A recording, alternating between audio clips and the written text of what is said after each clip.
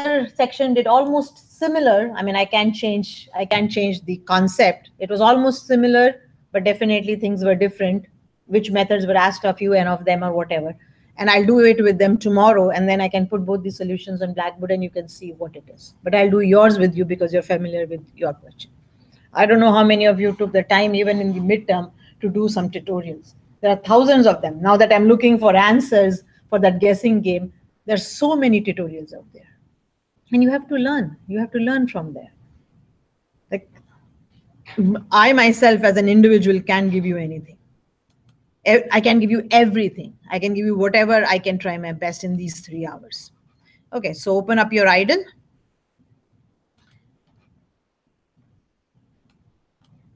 And the comments and so on are not so important while I'm doing it with you. And I didn't ask the purpose because you weren't sure what the purpose was when you began. So I said, you know what, leave it alone. It's not important. What I was interested in, do you understand the logic of the, oh, it's July.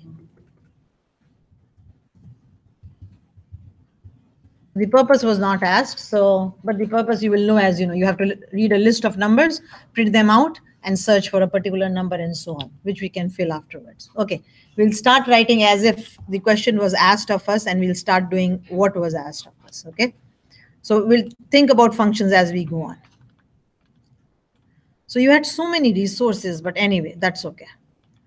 So let's look at the functionality of the program. That's your aim. What should my function do? And this is your purpose. That's the functionality, and that's what would have been the purpose of, not the whole thing. You will just kind of, you know, put it in small, concise it, precise it, and put it in purpose. What does it say? It says each execution run starts with an empty list. I just wanted to give you that hint so that you don't forget. Because if you don't clear your list every time, your previous elements will keep adding. So this was just a hint. So each execution starts with an empty list. The user is prompted to input only positive whole integers greater than 0. The user can end input anytime providing a number less than 0. So that means while it is greater than or equal to 0, you have to keep on reading. That's it. And it will automatically stop when you give a negative value. These numbers are stored in a list. We know how to work with a list, right? We know that square brackets. We know how to work with an empty list. The user may not provide any input at all. It may happen that you ask input and the user says -1 and it stops. There's nothing in the list. So the list may be empty. So I'm telling you everything so that all these things come in your mind while you're programming. Though I don't have to. You should know, oh, the list could be empty. And I'm trying to do something on the list and the list is empty. And it will give me errors. But I'm telling you everything so that you know, oh, I should check if the list is not empty. Keep this in mind while you proceed to complete the following requirements. If the list is empty, an output message must be printed to that effect. So I just want you to print, oh, there's nothing to work on. Okay. And further, how do you do it? Now, again, these hints were not necessary at all. But I said, you know what? It will kind of help you. So this is what you had to do. Print the numbers, 1 per line, for loop. Look up the number of occurrences of a user. I'd given you my summary so that you didn't even have to think about it, but I'll show it to you and say, oh, how do I look for a number? And then add a user provided number at the beginning of the list. So you have to put it at the beginning instead of at the end, which was append. You have to insert it at the beginning. And these are just methods. And these were again given to you. I kind of said, why not I give my notes to you so that you have them. So your chapter 5 or 4, I forget, 4 was lists.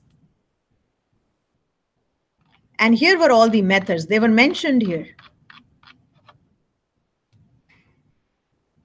See, they were mentioned here.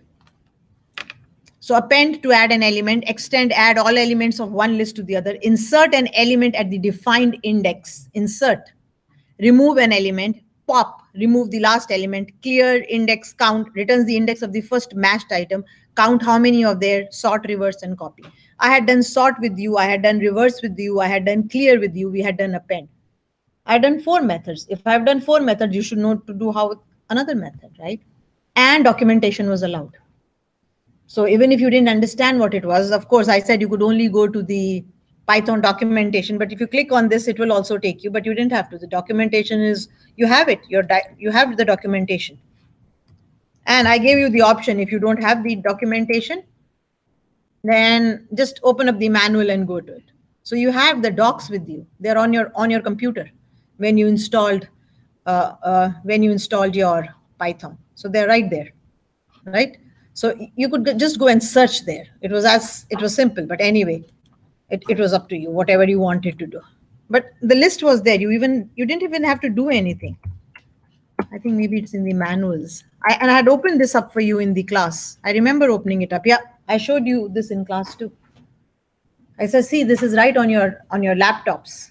And all you have to do is you have to kind of put something here. If you wanted to look at list methods or whatever, you could go list methods. Just come up with something. And then here also, I told you where to look for it. It was under data structures, if I'm not mistaken. See, there are all the methods of the list. Everything is there. It tells you how to use it. There are examples here. So what else do you want? Like nothing. But again, if you're not paying attention in class, then you don't know what's going on. Anyway, so that's there. It's right there. All you needed was to look this up. Okay, so let's begin.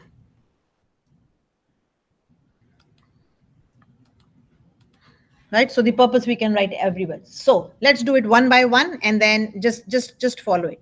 So the first question was, but before I started, I said comment your code well, including your name and date at the beginning. Use of proper camel case naming conventions. I want you to do it, because out in the world you can make your own rules and conventions. You can't say, oh, I'll do it this way. You can't do it. It's the programming world. It has to be done as all programmers think. So the naming convention is camel case in your case, right? Camel case, and I'll tell you what camel case is if you've forgotten. Interaction with the user using appropriate and clear prompt messages, which of course is expected of you. Program execution continues until the user decides to quit. The program runs until the user inputs quit in any case combination to terminate it. And I had given you a hint. The method was called lower. Actually, it's a string function. There's an example on Blackboard about it. Anyway, so we'll start with this just because this is an outer loop.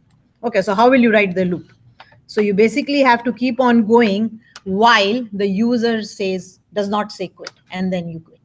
Okay, so you can take a confirm or something. You can take any variable you like. You can call it whatever you like, and we can assign it the value of quit to begin with.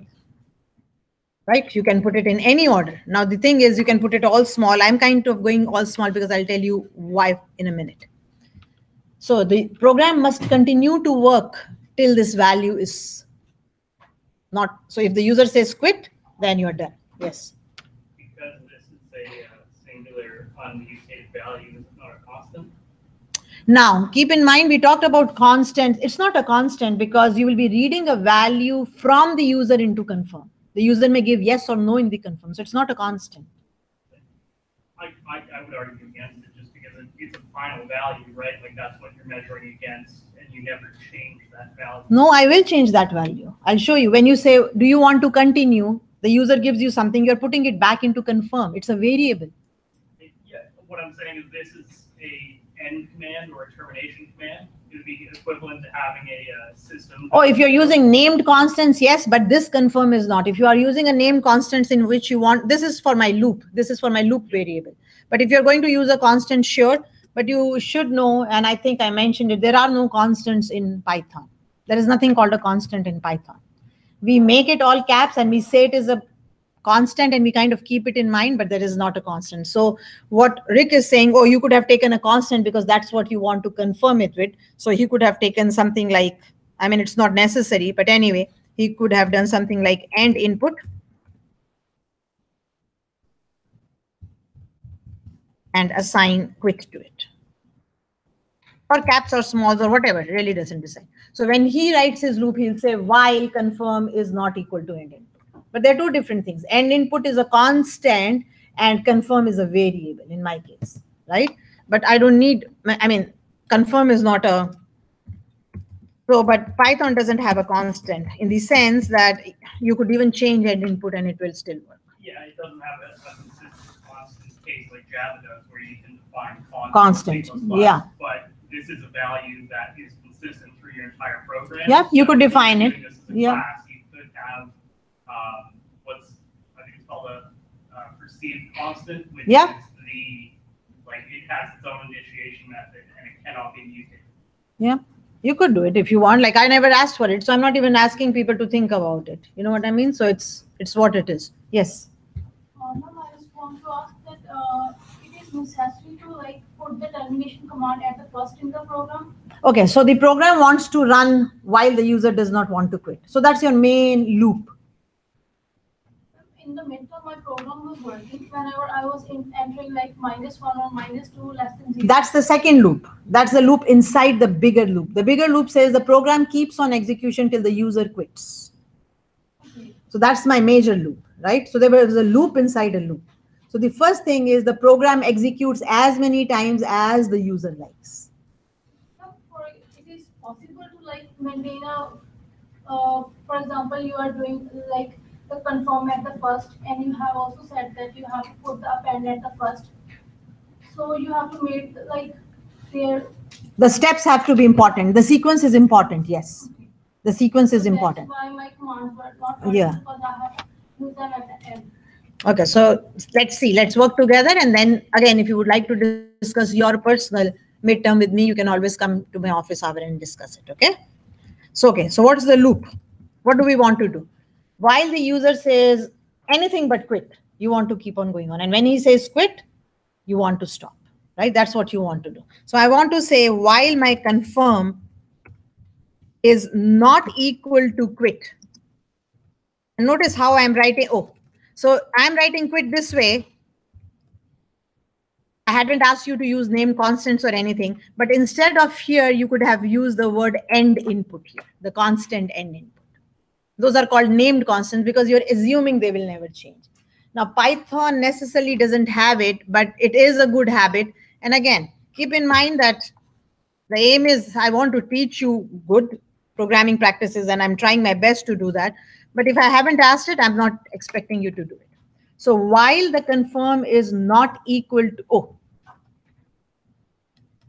wait, so I took my confirm to be quit.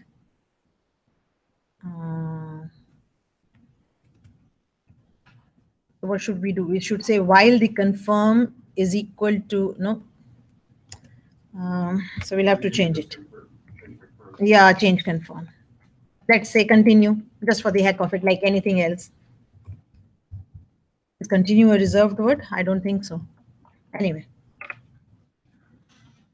You could have given it yes or no or whatever, really doesn't matter. I'm trying to give it names so that it makes more sense, right? It just makes like we talk it in English. So I say continue.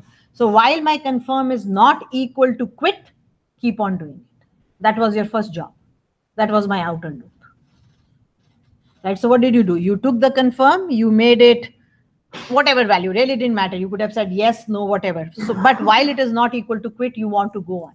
Now you'll say, oh, what happens if like you are only checking it against the small quit, all is lower. I'll take care that when I ask from the user, I convert it to all lower and then check it. I'll do that. Okay. Okay. So that's my outer loop. So this was your loop, which was basically saying while the user wants to execute the program. Right? That's the loop. So continue is not equal to exit, so it will start. Right? Now inside it, what do you want to do? Now comes your second job. Now you want to read the numbers from the user. You want to create a list and do whatever you want to do. So let's put a comment. We want to take input from input sum. Yours was integers, yes? Input integers or whole numbers. I think it was greater than equal to 0. And add it to a list. That means I need a list. And every time I have to start fresh. I have to start with an empty list, right? So how do you declare an empty list? Do you know how to declare an empty list? You can call it whatever you like. There, that's my empty list.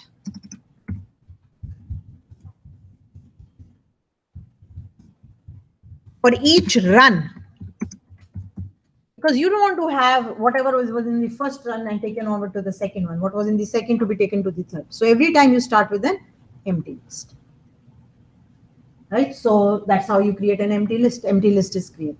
Now your loop is input whole numbers greater than added to an empty list. You can say empty list. if you like. And that was already said. Every execution starts with an empty list. Okay, now what's the loop? If I'm not mistaken, that was your question, right? Just let me double check.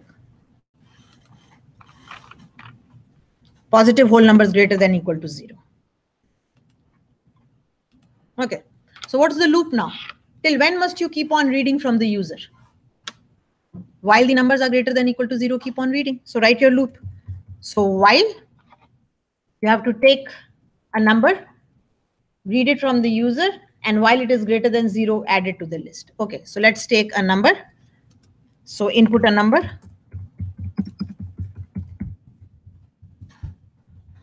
How do you do it? You go number, and these are ints. You're taking ints. So an int, and inside the int, you have to take the input, and inside the input, you have to put your message. Right? You have to put your message. So what message do you want to put? You can put whatever you like, but definitely it would be a good message to print. So what would you say? You will say, please enter a positive whole number. You can even say positive.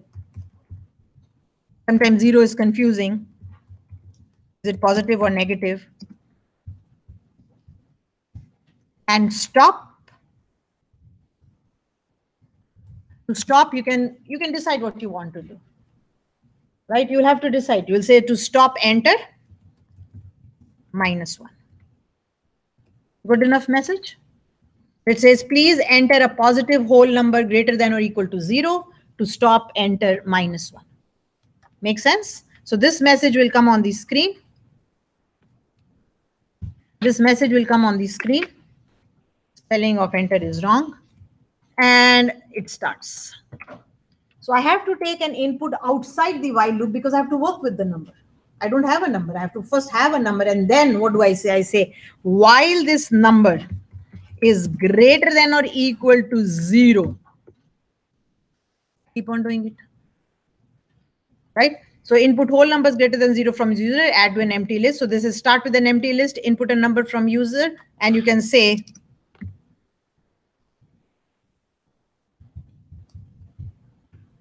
continue input till user gives. So while the number is greater than or equal to 0, I want to keep on doing it. As soon as the user gives anything, I mean, he could do anything. It could be a -5, it could be a -10, really doesn't matter. But then the user is confused if you don't tell him. So just a message saying put -1 to stop. Even -5 will stop it. So if you don't like that message, you can say, oh, I don't want to kind of confuse the user. You can say to stop, enter. I'll just kind of put it on a different line so that you can see. You can say enter any negative number. Like, I mean, putting -1 just kind of tells the user, oh, I have to put a -1. But then the program also stops if you put a -5 or -6. So you can say enter any negative number. Any number less than 0. You can do that if you like. I mean, it's not necessary that you have to. Where are we now?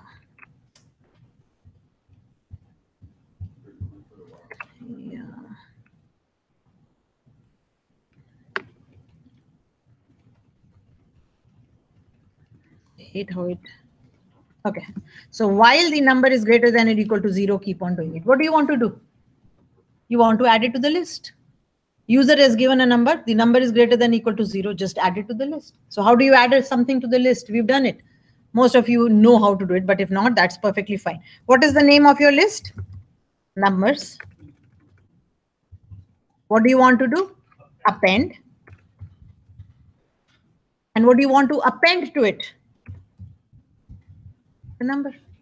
There, you've added it. It's in the list now. And now what's your next job?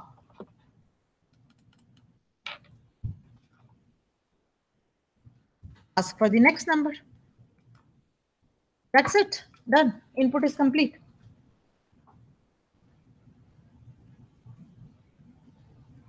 Like in its simplest form, even if you don't have to think, oh, do I have to write a method? She said we need a function. I told you, if you can't handle it, just do what you can handle. But that's the logic. I've taken my numbers, I've added it to the list. My list is ready. As soon as you give a negative number, it will stop. Just to show you that it works. just to show you that it works. What I'm going to do is, I'm going to just print it, okay? Just to make it work. So I'm going to print the list for you. What is the list? Just in its easiest form. Let's save this. Let's put it in so that I can find it. So Tuesday, and let's call it midterm. I'll put it on Blackboard afterwards for you, right? For now, but this loop is infinite because you haven't said, do you want to continue? Now you have to say, so one list is done, you've printed it, you haven't yet completed it, but you've printed it. Now you want to say, do you want to run the program again? Okay, so what will you do? You will ask the user again, right? You will ask the user again and you're taking input. So in your confirm variable, for me, confirm is not a constant. In your confirm variable, ask the user, do you wish to work with another list? Any proper question will do, okay? So take the input again.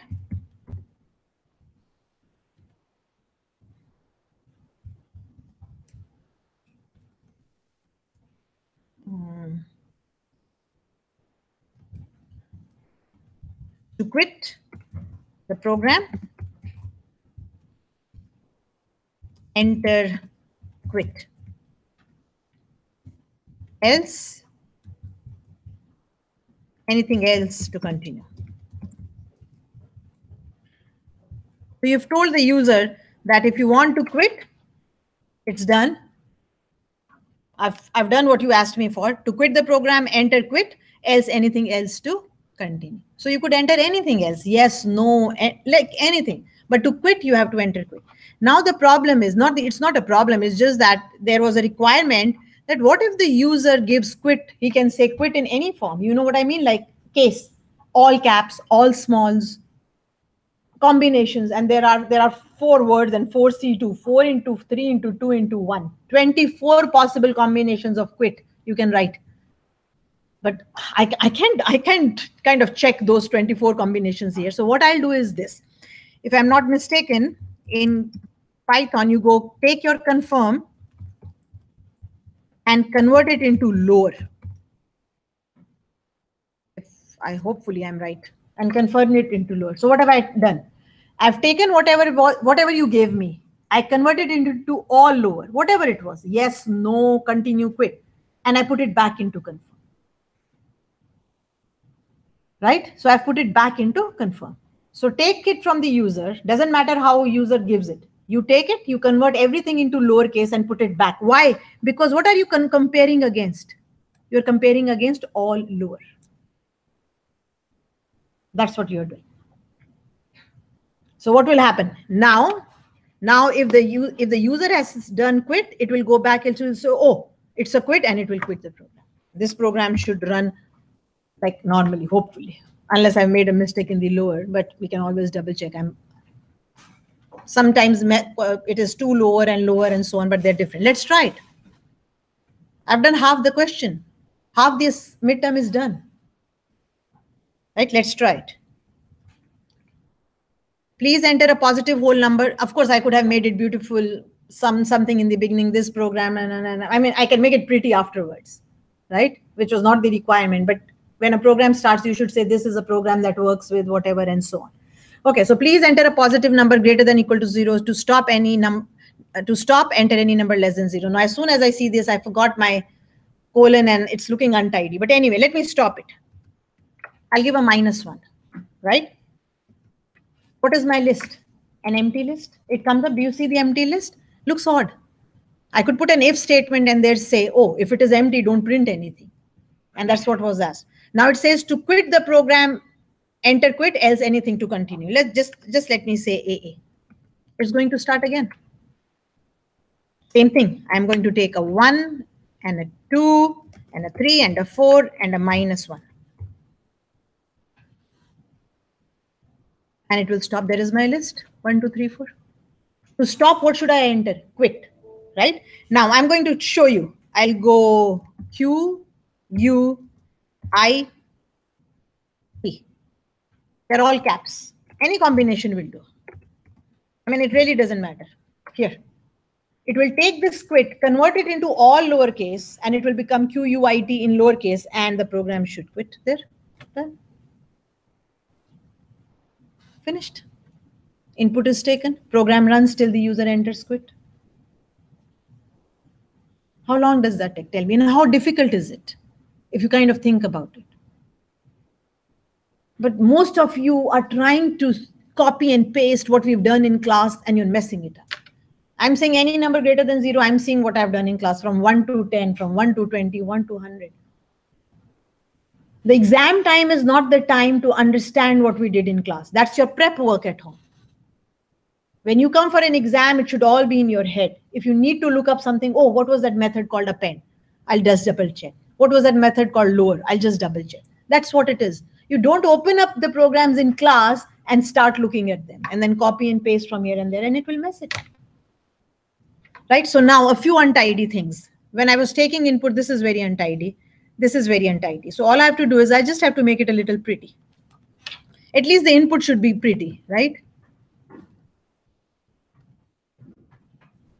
So here, what I'll do is I'll kind of put a colon here and I'll put a blank here. It will start to look neat, right? I'll do the same thing here. I'll put a colon here and I'll put a blank here.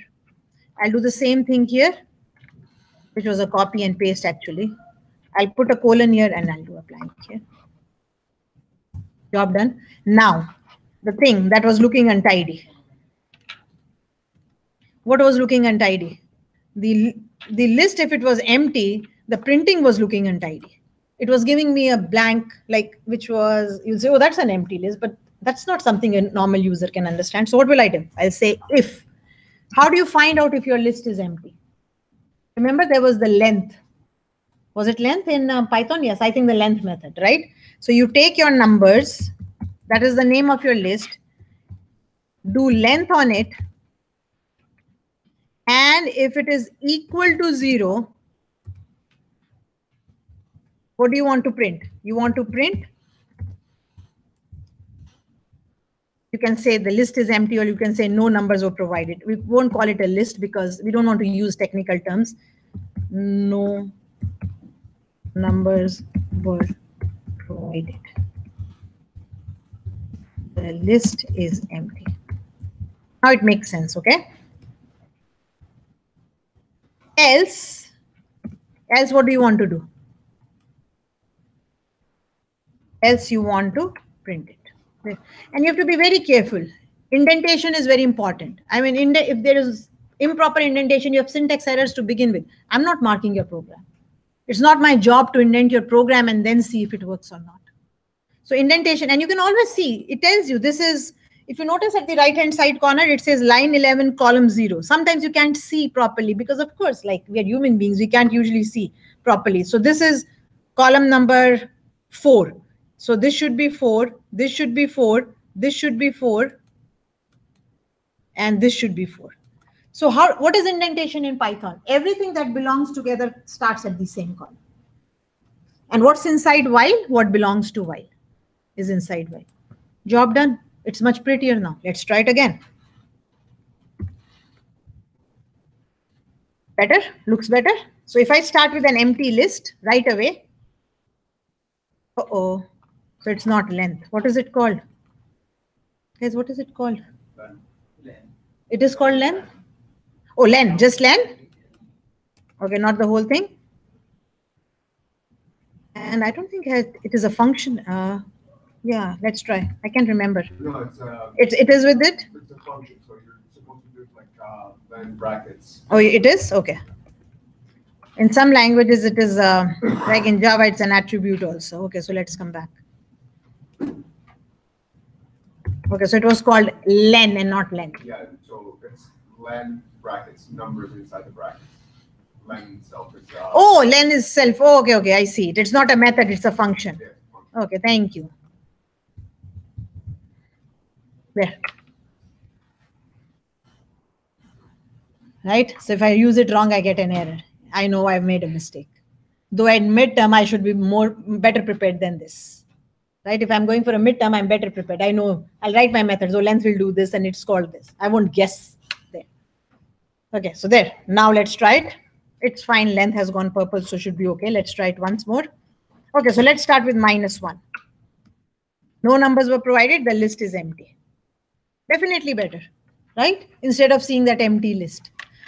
Let's continue. C for continue. Okay, let's start. 1, 2, 3, 8, 4, 5, 9.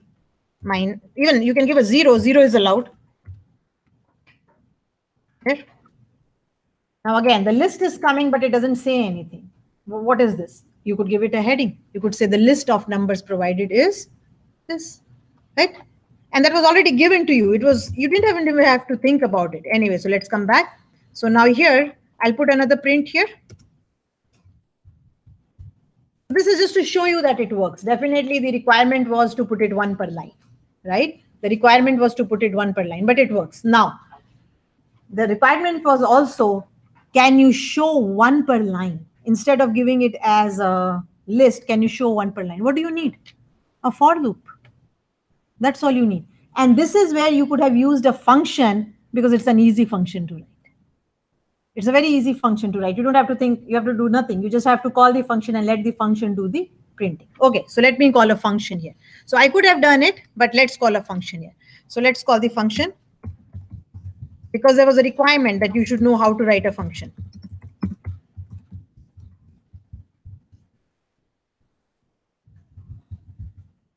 What I'm going to do you remember what we did? We use a define function here. So how do you define it? We'll call it define. You can call it whatever you like, but again, a name that makes sense. We can say print list or display numbers or whatever.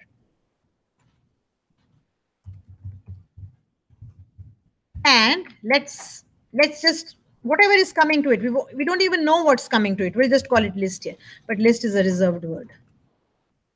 Let's call it numbers here also. Really doesn't matter what you call it.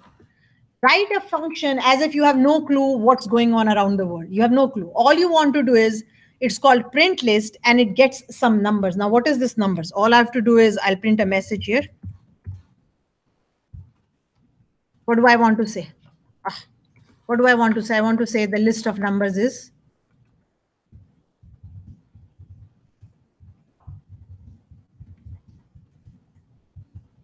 And remember, this is only coming here. This is only coming here after I've checked that the list is not empty. And now use a for loop. What do? You go for,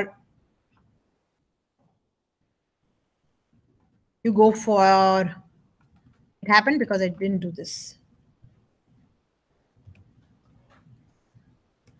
You even don't have to say is. Of course, grammatically correct. Close your code here. Okay, so what is your loop? Now for loop variables, you can use I, J's and K's. I don't kind of say that you have to do it. What are you doing? Print 1 number per line. So for I, in that numbers, you don't even care what it is called, guys. When you define a function, just concentrate on the function. Has it to be called numbers? No. It could have been called anything. You could have called it anything you like. You can, I didn't want to call it list. You can call it list of numbers here. Just to change it. It's just an independent function. Whoever wrote the len function for you, for example, said, okay, I'm going to take len. You give me the list whose length you want to find out and I'll return it to you. So what is this saying? It's saying give me something. Now you don't know what that something is, but by the code itself, you will know that it is the list of numbers and I'll do the job for you, right? So what do? I say for I in this list numbers, I just change it so that you don't have to say, oh, it's the same numbers she's talking about. I'm just passing it as a parameter. What do you want to do? Print the value of I. Job done. My definition is finished. So here you can again put a comment.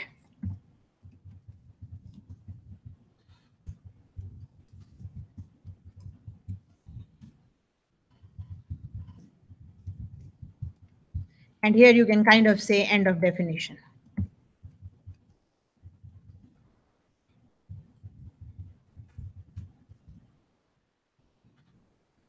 The constant can remain A constant, basically, it is not a constant, but the constant can belong to everybody, so we can just keep it where it is. You can have shifted it here. So there it is. Now, what do? I just call it. How do I call it? Like you were calling the length function. What did we call it? We called it print. I think we called it print list. And what will you pass to it? The numbers, your own list. Job done. Like you were passing numbers to length to find out the length of the number. How many are there? I have written a user-defined function that does the printing. There were just 4 lines. I could have put those 4 lines right here, but maybe you want to print the list many a times in your code. So instead of copying and pasting those 4 lines at 10 places, you put it at one place and just call it as many times as you like. That's the aim of a function. Why do we write a function? Because it does a job and we don't want to repeat code over and over again. That's it, call the function. So there is your requirement of writing a function. The easiest one, I chose the easiest one because it's exam time. My brain doesn't work always in exam time, but that's an easy one. Most of you do it input because I had done input in class. That's fine too. You copy it and paste it, that's fine too, but you didn't know even how to make changes to that input function. You're still working with numbers from 1 to 10 or 1 to 100 or whatever. Job is done? Yes. When you like print I, should you put brackets there or something because I have a problem? In print I? Yes. Oh, yes, definitely. Yeah, definitely you have a problem there because print is a function and functions arguments have to be put in round brackets. Definitely. Right? Let's see if it works. Okay, so let's put -1 to begin with. The list is empty. To quit, enter quit. Anything else to continue? I'll put a C. I'll put some numbers.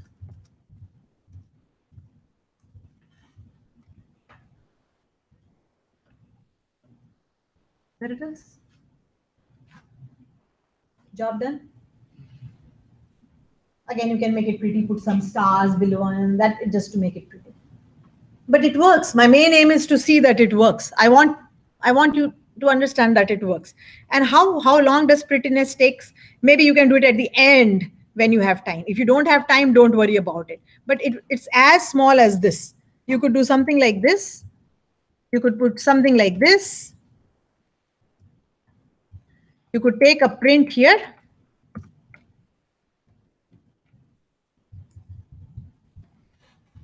And you could put something like this. Done. The output stands out. It looks neater. It's kind of not messy now with the input. That's all it takes. There is my output. Now, we've used a while loop, we've used a for loop, I've written a function, the program is running while I haven't entered quit, I've taken the numbers. There were 2 more jobs to be done. And I'm going slow, I'm explaining and I'm going. This shouldn't have taken more than an hour if you knew what you were doing. Okay, but anyway, we are students, we are learning, it's our first exam, it can take us 3 hours. So you get double the time as I would do it. So when I do it, if it takes me 1 hour, I say, I'm sure my students can do it in 3 hours. Okay, so that's how I do it. Anyway, okay, so have we done all this? We've done all this and we only have to do these 2 more jobs. Look up the number of occurrences of a user provided number. So user provides a number. I could write a function for it because it's doing something for me. I could write a function and let that function do the job. So this is look up the number of occurrences of a user provided number and occurs in the list. I'll kind of take these 2 so that I don't have to keep coming back here and go back here. And I haven't yet finished. I'm still in this while confirm loop. If the length is 0, I say no numbers were provided, the list is empty. Else I print the list and I'll do the rest of the jobs here. What do you want to do? You want to do something which is looking very odd, but that's okay. We'll see what it has to be done. Okay, so it says look up a number. It says look up the number of occurrences. How many times a user provided number is occurring and output this number and whatever and whatever. And output this number and how many times it occurs in the list. That was my first job. Now you could do this. You could say, okay, I'll write a function for it. So what do we need to do? We need to write, you could do it. You could just write the code right here itself. or you will say, I'll write a function for it. Let the function do everything, right? So what is it? It's saying, look up the number of occurrences of a user provided number, right? So you can give a good name. You can say something like count number, right? So you call a function called count number and pass the list to it. You'll say, why am I passing the list every time? My list is global. Like everybody can see it. But, and you don't have to pass it because numbers is a global list. I hope you remember what was global and local. Global means it has been defined not in a function. So it belongs to everybody. So I don't have to pass it. I can just call the function without passing it and I can use numbers there. I can use it. But again, all that things maybe at that point it doesn't work. If you don't want to pass it, I can still work without it. Okay? And it will work. There's nothing wrong in it at all because numbers is global. But my aim is to show you things, not to confuse you, but you be consistent. If you're passing the list every time, pass it. If you don't want to pass it, don't do it. But again, I say, I just want to do it for you. So let's write this count number now. What is the use of this count number?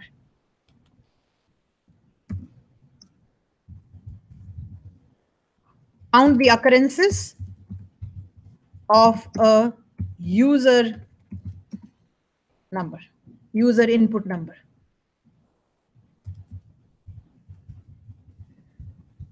Now I wouldn't be that untidy while I do it. I wouldn't say, oh, sometimes I'm passing it, sometimes I won't, but just to show you it will work because numbers is a global list. Notice it's right here. So it's global, everybody can use it. Unless this number is inside a while loop. It would cause problems. Anyway, let's see. Okay, so what did we call it? We said count number. So let's define it. Oh, there it is, define. We called it count number. I didn't give it any parameters, though as I said, programmers will usually always have parameters. Okay, let's define it. What do you want to do? What's your job? You ask for a number from the user and you check if it is in the list. Right? So ask. How do you ask? Ask for the number, call it anything you like. You can call it the search number or whatever. This is called the camel case convention. When you start with a small letter and then capitalize the second and the third and the fourth word. This is the naming convention we use in Python. This is called camel case convention. If you search camel case on Google, tell you that the first letter should be capital. No, that's Pascal case. Okay, you show me that site and can be possible, like because it's everywhere in programming, right? So Pascal naming convention, the first letter of every word is capitalized. Camel case convention, the first letter of the first word is small and then every other word is capitalized. That's camel case, like the hump of a camel, right? Okay, so take the search number from the user, convert it into an int, take the input. Okay, what would be your question from the user? Enter the number, enter a whole number. You can say a positive, but you can stop the user from giving you something. He may give a negative number, but that's okay. That's not present in the list. Enter a whole number. Now you haven't learned, what if the user gives Anju or something? We haven't even learned those things, and I'm not expecting you to. We will learn those things. What if I'm asking a number and the user is saying Anju? What if I'm asking an integer and the user is giving a 3.5? We will learn how to handle all those exceptions, but we haven't yet. So we'll say enter a whole number to be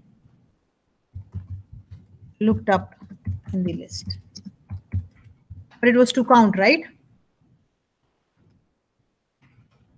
That's the question from the user. Now, what's your job? Your job is to find it. Now, you could write your code yourself. I could do it, but I don't want to. Why should I do it? I have it right here in my help. And where is my help? There it is, documentation. Let's look. Append, no. Extend doesn't look like. Insert doesn't look like. Remove doesn't look like. Pop doesn't make it. Clear doesn't look like.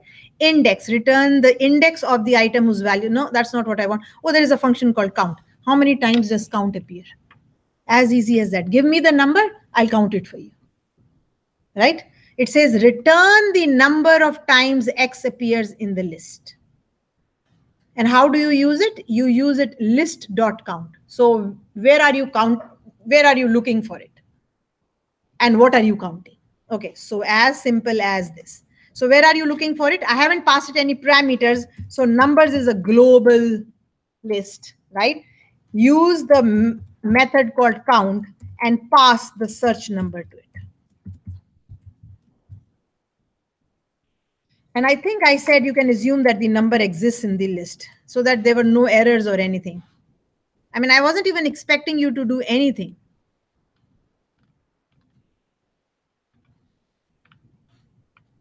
I didn't, but anyway, I didn't even bother not giving a number. I only said, give me a number and I'll tell you how many times. It could be occurring 0 times, which is okay, which is fine. That's perfectly fine.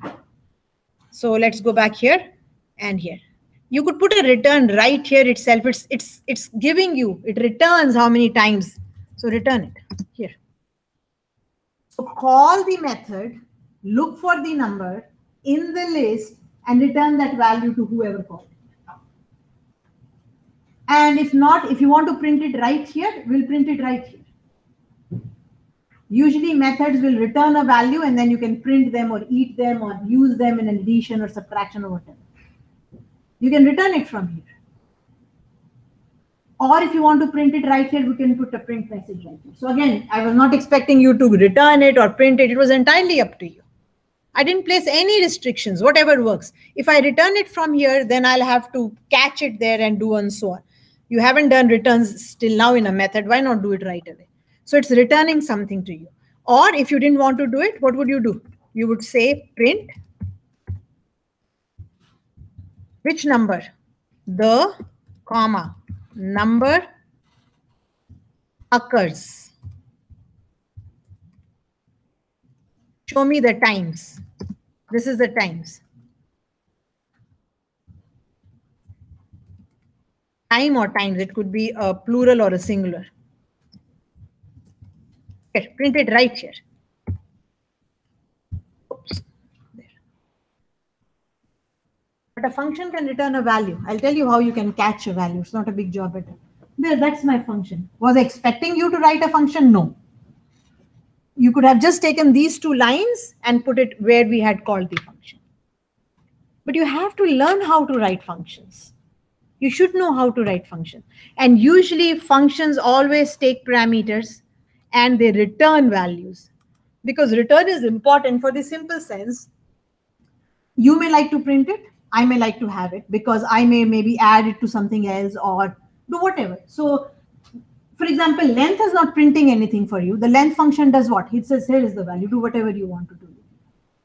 You can say the length of the list is, or you can say, oh, if the length is greater than, you can use it however you like. So usually functions will be independent, will not rely on anything. So therefore they take input in their parameters and they'll give you answers back. Take it, do whatever you want. And that's how you write functions. That's the proper way of writing functions. So I'll show you both so that you know just because we are doing it. So there is the count number and I called it here. I called it here. So I'll kind of put this in comments so that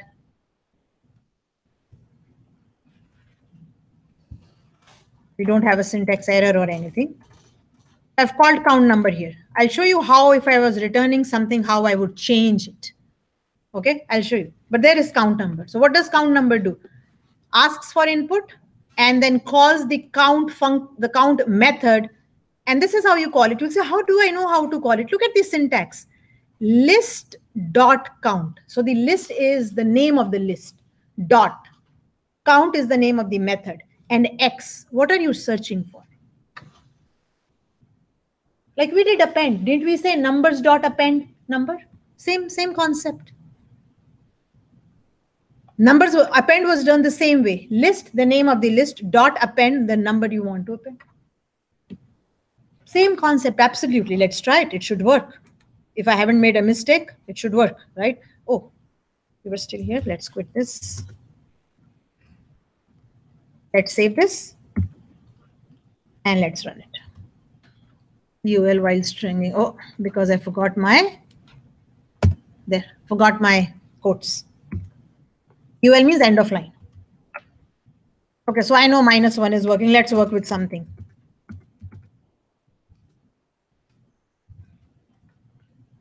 Enter a whole number to be looked up in the list. Again, I forgot my colon and my blank, so it looks untidy. So let's look for 2. 2 is occurring 3 times. The -1 occurs 3 times. So something is wrong in that -1. Something is wrong with that -1. We'll have to go back and see what is this -1. Why is it printing -1? It is the last number that you read here. So that number is being taken as the global number. So something is wrong there. Let's look what it is. But it is occurring 3 times. You can continue. Let's try to look for something that is not in the list. And look for 6. And it says it will occur 0 times. Right? Let's try to do something else. You can give negative numbers also. Like you're looking for a -5. You could check it. Oh, how come you're giving a -5? But I didn't even ask you to. The user should not be giving a negative number, because how are you looking for a negative number in a positive list? You can make it as efficient as possible, but it will say -5 occurs 0 times, which is okay. It's not a wrong answer. But why is it? Oh, now it's saying -5 here. But it is something is not happening, right? So let's go back. What do you think let's quit it, though it will. What do you think I have? Oh, no, here. The problem is here. What am I showing here? Number. And number is that global number. And what was the last number you read when you read the list? -1. Therefore, it says -1. Right? So here, what should I say? Search number. I called it search number here. And I said number. So definitely it will give me something there. So the computer is never wrong. The coding is wrong. So whenever there is a problem, there is something in the code. So this was kind of looking odd. We can put a colon here. And there, it works. Now, instead of the print here, just to show you, instead of the print here, so that you know, I'm going to put this here and I'm going to return. I'm going to return this numbers.count. So see how I was able to use the global numbers, which, as I said, it's not a good practice at all. Global means belongs to the whole world and everybody can change it. So therefore, usually you work with parameters in your list, like I did in my first function. You pass the parameters so that even if I change it here, it doesn't. So if for whatever reason to this list numbers, if I change this list numbers here by appending another number to it, suppose I do it for the heck of it, just to kind of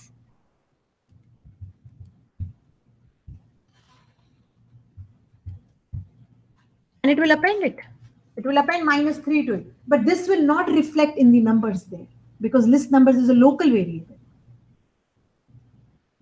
So keep what you want locally.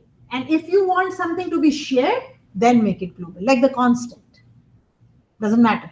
Anybody can share it, right? So this is the difference. Here, if I do this, when this function finishes, I mean, if I do it here, of course, it will get appended to the list and you can look for -3. -3 will be printed.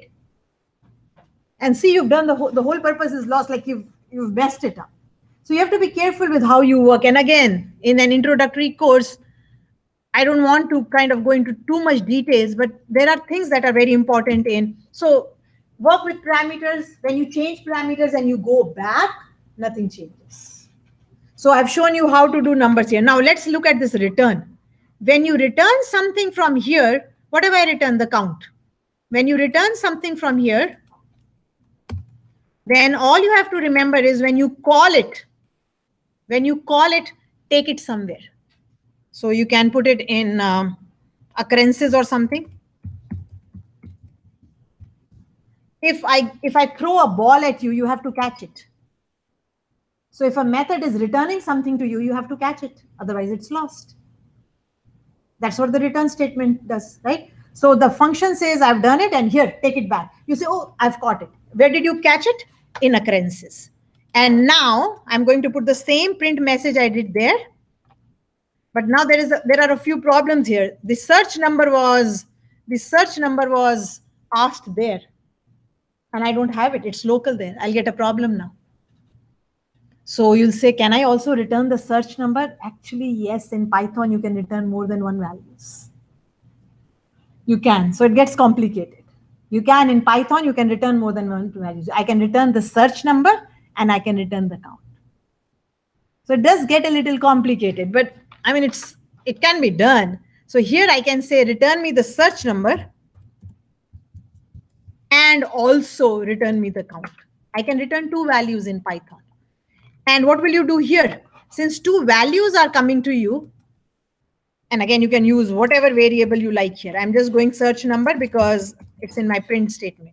If I'm not mistaken, this is the syntax. I haven't used this for a while in Python, but it will do, oh, the search number spelling is wrong. It was wrong there also. It was working there because that's what it was called there. No, it was fine. I wrote it wrong. So in my input statement, oh, it's still we haven't run it, so we don't know the spelling was wrong. So now Python allows you to do this. Very odd. Most languages don't allow you to do it, so I kind of keep away from it. But it is returning two values. The first value goes into search number. The occurrences, the second value that's coming back goes into occurrences, and we'll write occurrences here.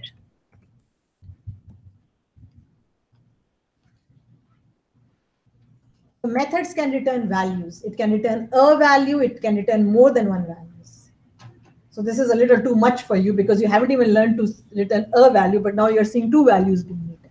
So why did I need to return the search value? Because I wanted to show it in my message that this is the number that occurs. Hopefully it was definitely prevalent in Python 2.7. I'm not sure about 3, but let's see, we'll know. You run it and you will know. Okay, so let's give a list.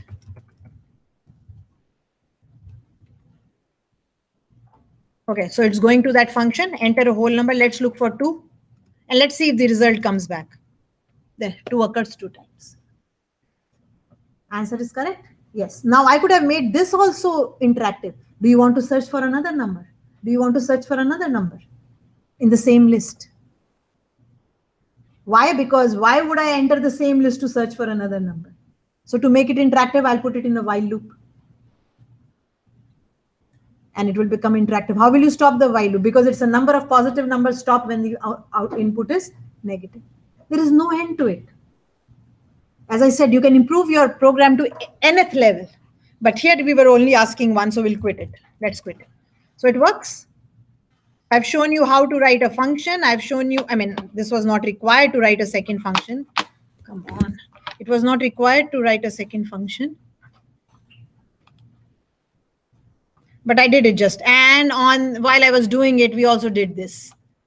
So if values are being returned from a function, catch them.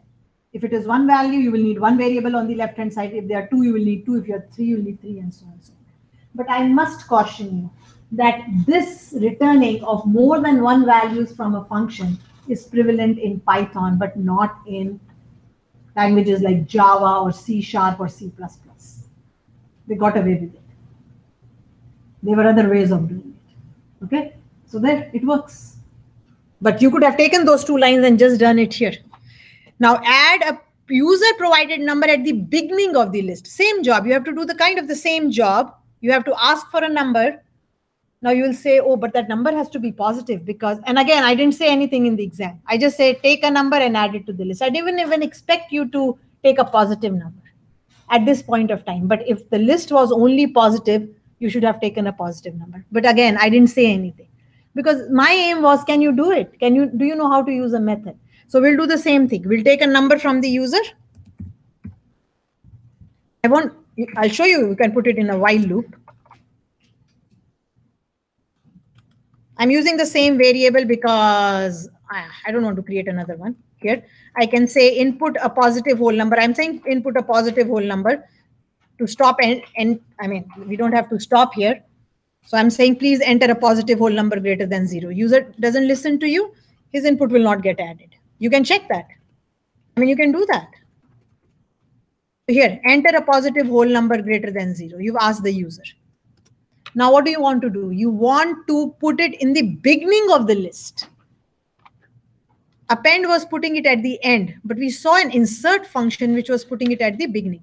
And notice it says right here, it says A dot A is the name of the list. Insert 0, comma X inserts at the front of the list. I mean, the solution is right there. I have to insert it at the beginning of the list. So use insert. So now I'm not using any function. I'm telling you things can be done in many ways. Here, insert it. At which position? 0th position.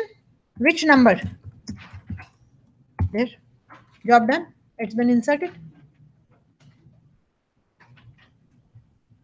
Nothing was asked. I could make this in a while loop. I force the user to give a positive number. I can do that.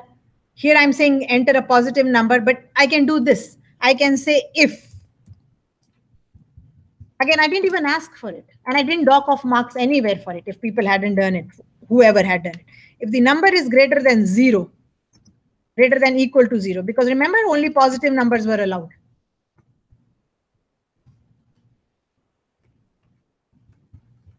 This is one way. You're just telling the user, please enter a positive number and you insert it. And then I told you to print the list.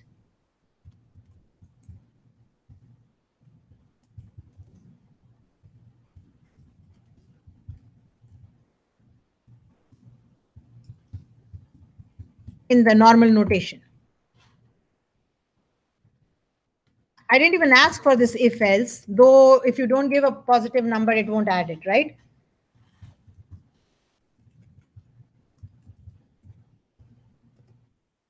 A negative number was provided, a positive, or you can say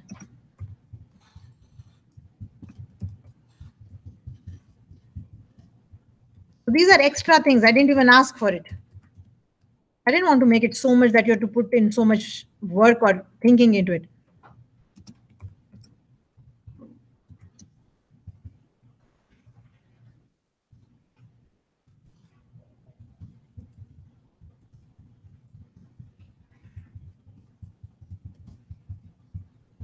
There. So at least you tell the user that it wasn't printed. It wasn't inserted.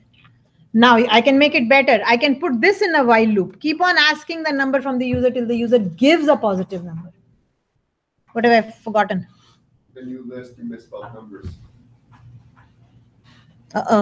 This one? Okay, thank you. There. So enter a positive whole number. If it is greater than or equal to 0, insert it. Show me the new list. If it is not a positive number, at least give me a message. And again, this was not asked. If you had given me these 2 lines, 1, 2, and 3, you had your marks. I wasn't even saying, oh, what if negative is entered? Why don't you force the user to enter a positive number? Many things can be done. Let's try it. So now the program should run. Now it's done. The program is finished. We've done it. Right? And it's an hour. It didn't take us more than an hour. Let's try now. So let's do 1 and 2 and 3 and 2 and 4 and 5 and 2. And you can go bigger. I mean, nobody stops you going bigger. So let's do a -1. Okay, so that's the provided list. Now enter a whole number to be looked up. We've already checked this. Let's look up for 2. Please enter a positive whole number. Again, I've forgotten my colon. Please enter a positive whole number. I should complete it to be inserted into the list, right? So if I insert, say, 14, that's the new list, right? If I want to continue, let's continue with 1, 2, 3, 4. Look for a 5, which is not in the list.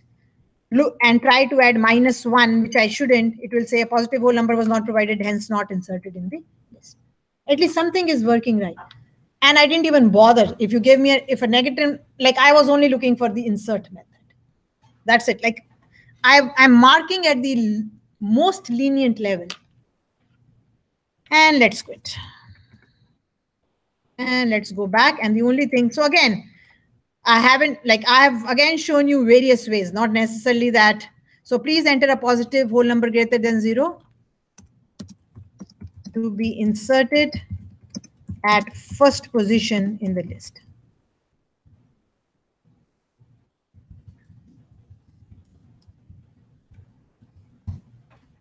Why are you asking for a whole number? Because you want to insert it at the first position. So just completed the message.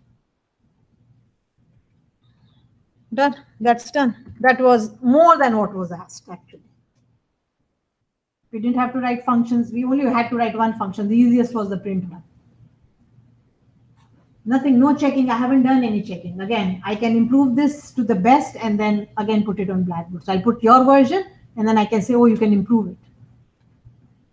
Right? That's it.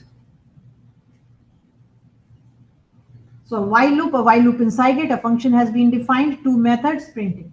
That was all that was asked. And is there anything here that you haven't done in class in the last 7 weeks? No. Writing functions, I did the writing functions. I didn't have to write the second function and return values. That was not asked. I just showed it to you.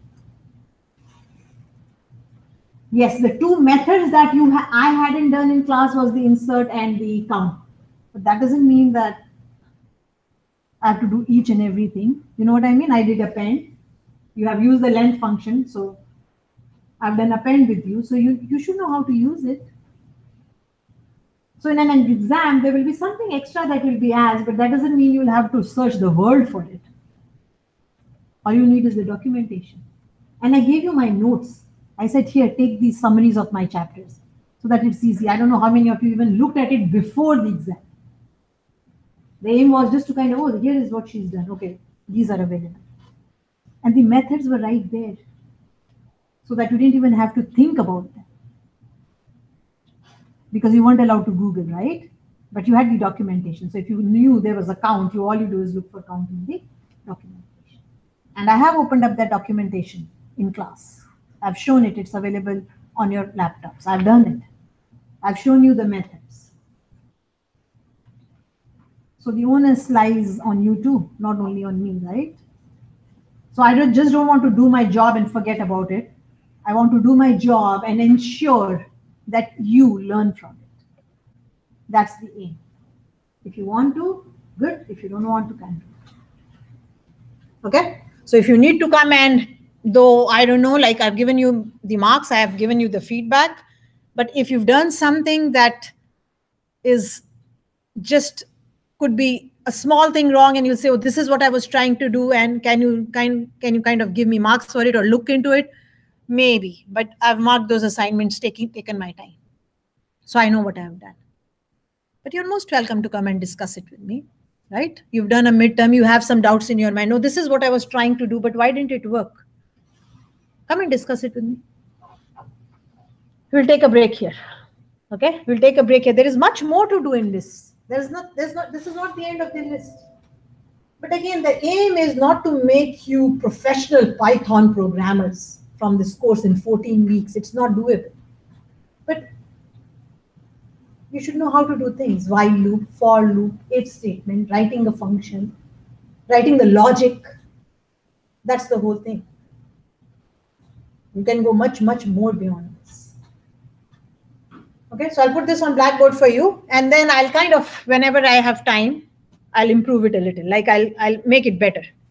And again, I've been inconsistent. Sometimes I'm passing a parameter to a function. Sometimes I'm not passing. Sometimes I'm returning something. Sometimes I'm not returning something. To teach you. I'm teaching you that it can be done in different ways.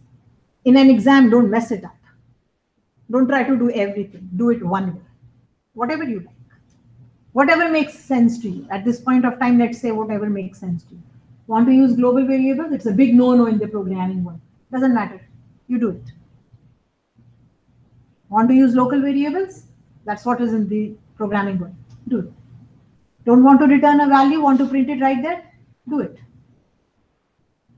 But then there are good practices and bad practices. But in an introductory course, the aim is to tell you the good practices and then you learn as you go on. But this is your only course. So I'm giving you all good and bad. You have it from me. You choose whatever you want. But please learn what is correct. At least do the basic things. Okay, take a 20-minute break, guys. Come back in 20 minutes and then we will work on new examples today. Okay? Yeah.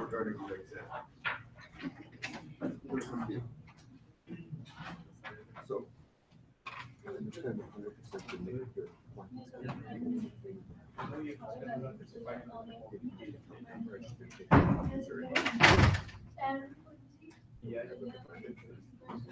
Sorry, that's the answer. That's yours. I did count number. Yeah, but you Failed to make user input. But I was not, my question was not how many times each number appears in the list. I understand. Yeah. I understand. Right, so suppose I didn't even have, like, suppose my list didn't have these 10 numbers, they had 15, I understand. and the whole thing is out, right? Yeah. So if, like, worst case, scenario, oh, he knows how to use the car, I could maybe give you, I didn't maybe give you half. I At would least- still accept it versus having a complete zero personally. I can do it. But the question is Other than entirely, that, I agree with you 100%. because that's not the question at all. Yeah. The question, because, and you're not even looking in the members of the list, you're just saying 0 occurs, 1 occurs. If you had done, okay, you had gone through each element of the list and said the first element occurs this many times, then I would have thought, oh, maybe he didn't understand my question. But the question was, I missed this portion. I understood that I need to use the count number. I just missed the portion of taking user input. yeah, And but I even panicked that, because originally my list was from 0 to infinity. And then when I panicked, I basically gave it the parameters of 0 to 10 and then give it the full list. okay, right? Yeah. So, and that's the whole thing, you're seeing, oh, I'm making it so, Yeah. yeah, but because I you know understand. how to use the count function, email me and I'll give you half mark for using the count function. Okay, thank you. No problem. And again, camel case conventions. Show Oh, me when yes, you are. yes. So camel case, when I can search this up, let's go here, go into camel case convention. It gives you examples of camel cases. This, we're both correct, because this is a Pascal case. When using a first letter, initial upward letter. Also, Camel case, also known as camel cats or more, is the practice of writing compound words or phrases such that each word abbreviation in the middle of the phrase begins with a capital letter, with no intervening spaces. Common example would be iPhone, eBay. see? And then when we're looking initial uppercase, also known as in, it is a Pascal case, Yeah. but also is a camel case. And they've called this lower camel case, and they've called that.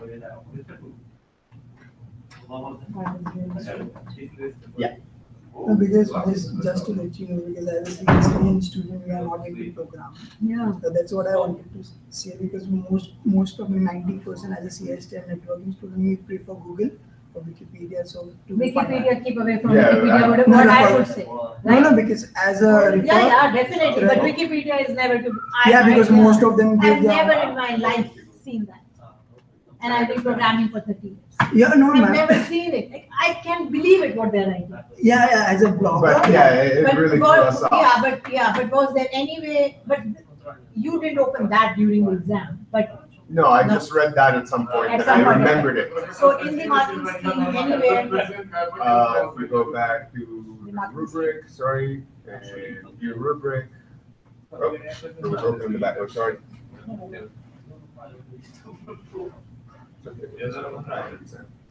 So, appropriate clear messages, no, where we're looking for camel case. naming convention and meaningful names. Oh, yeah, okay, so you have mixed and matched also. So, okay, so I can take your thing of going Pascal and naming it because Wikipedia confused you, but come back to your code My code is right here. and look at something you've done with underscores. Yes, here, Yeah, min underscore input. yeah, oh, you were trying to Underscore make them input. constants there. No, I don't think so, but you were, but that's not camel case either. Yeah, because, but I did use kill command as. Yeah, and the others, but for I was me, trying to not make that. it clear because when I looked at it and didn't have a spacing between the words, it was bothering me. So I. Yeah, made but a I mean, mistake. why wouldn't you do max input the same way like you did kill command? Or min input the same way as you did kill command? It's because whenever I was writing through the list, I noticed that I forgot to put capital I, so I just wanted to see it in front of my eye. No, I mean, you could have, for consistency, you could have called this min without the underscore. Yeah, it was, honestly, it was just a mistake while I was coding. Okay, So through panicking, I started making more and more. yeah, now we mistakes. use the underscore in Python, for your information, we use the underscore in Python if the whole word is all caps, like I just did for my Okay, constant. yeah. Right? Okay, so email me about this also and I'll take you one Thank because of the confusion on Wikipedia, right? Okay, So I'll email you, I'll send you an email regarding the Specifically both Wikipedia, these? camel case. I will have there and I'll move one up on that. Thank you. Okay. I feel referring to this, I guess. Okay, So where did you I copy have- it from? I didn't copy, I just referred to, I referred to. I can give you the website for that. I like Yes. mustache. I have a question for you. What are you going to do? Send with these photos or become police officer? Yeah. And I wasn't there for the first lecture. But definitely you will research. That is perfectly fine. No, because that's the reason why I just wanted to let you know that. But this is on the website. I can show you. Because I referred it and I did. But refer doesn't mean copy. I didn't know that when you That's wrote exactly that, it goes three back to ifs. zero. Think So turning to. think about it. Oh, I missed this. It's bad code, right? Zero. And when I see bad code, I mean, and I knew it was wrong because anyway. Now, can a number be less than, greater than, and equal to at the same time? When you compare two numbers, can they, what, one of the conditions can be true, either it is less or less or equal. So this should have been if, else, if, else. You don't write three ifs to do the same job. Okay, because I referred to. Exactly, and your referring is copying. I can show you that code. I can show you that code on website.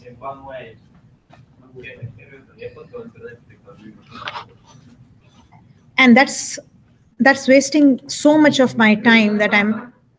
No, because just to let you know, because as a CSTN students, we are not into this program. That's the Definitely reason you're why- not. Absolutely. And you will look at guest games and there are thousands of guest games on the web. That's perfectly what fine. No, ma'am, just to let you know, because as in, I'm a new student in this Mhm. course as a networking.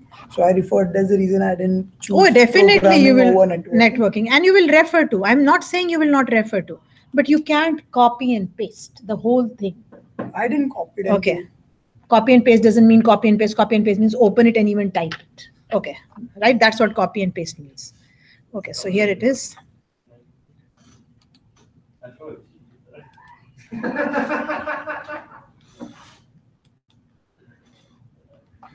There, your first thing. There is where it is coming from. That's your program. No, I only use this. What do you mean use this? You have the same thing. Bring your laptop here. Do you know that copying doesn't say 100%? No, because I got you, but mostly as a CS student, we go. You out can, going- but you still can copy code is what I'm saying. This is the website. Come here, bring your laptop here. Bring your laptop here. Compare. Even the names of your variables are same. Guess is taken? Guess is taken. Hello, what is your name? Did I ask you to say what is your name? No, you took it. Took it. No, Okay, the only change was 120, you made it 100. That's okay. No, Look at I- your prints also. Well, my name, I am thinking comma, I am thinking of a number between 1 and 20. You said only 1 and 100. This is a copy of this code. So to be frank, I haven't referred this. I referred to the Google where I. This is coming from Google. I picked it up from this site. So I Because- also Googled it. Yeah, Right? but that's what, because sometimes I use. This is absolute plagiarism. That's what I wanted to say, because as a CS team, because we usually refer Google, like what. And everybody will be. But do you also refer variable names and messages? Why would I copy paste my whole program on that? The only thing is because I wasn't knowing how to do it. So I referred something and I tried to do it on my own. Are you answering my question? Your variable. Yeah, I totally yeah. understand that, Yeah. because And for this according is to it, plagiarism. plagiarism. This is plagiarism. No, the only thing is because whenever we try to do networking and routing stuff, which we are up to, so we go out on Windows side. Nobody is telling you not to Google it. No, because doing the only thing I from my Like even side, your message is the same. Well, my name, I am thinking of a number between 1 and 20. Like how close can you get to write? Couldn't you think of another message? why would I move to the same message? The only thing is I referred something. Oh And God. I believe that ideal plagiarism is that referring aside. That's how we CST students do. While Referring and plagiarism are two different things. You are taking a message from here. You're not even changing the message and writing it here. Your variable names are same here.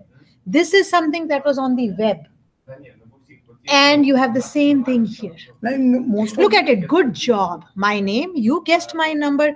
Like everything, even your exclamation marks. What are you trying to tell me? Like, this is not plagiarism. This is called referring. because most of I didn't copy paste it. I referred it because to get the program running. That's okay. This is plagiarism. Okay, I believe that is Yeah, this is plagiarism. Referring and typing yourself, copy paste is plagiarism. Yeah, I understand what you're trying to say. And if you had understood what we were doing in class, you would have said, oh, 3 ifs are not, 3 ifs are not what I should be using. I should be using an else if. Okay, you referred it. You said, but that's wrong. It's not done correctly. Let me check. Let me correct it.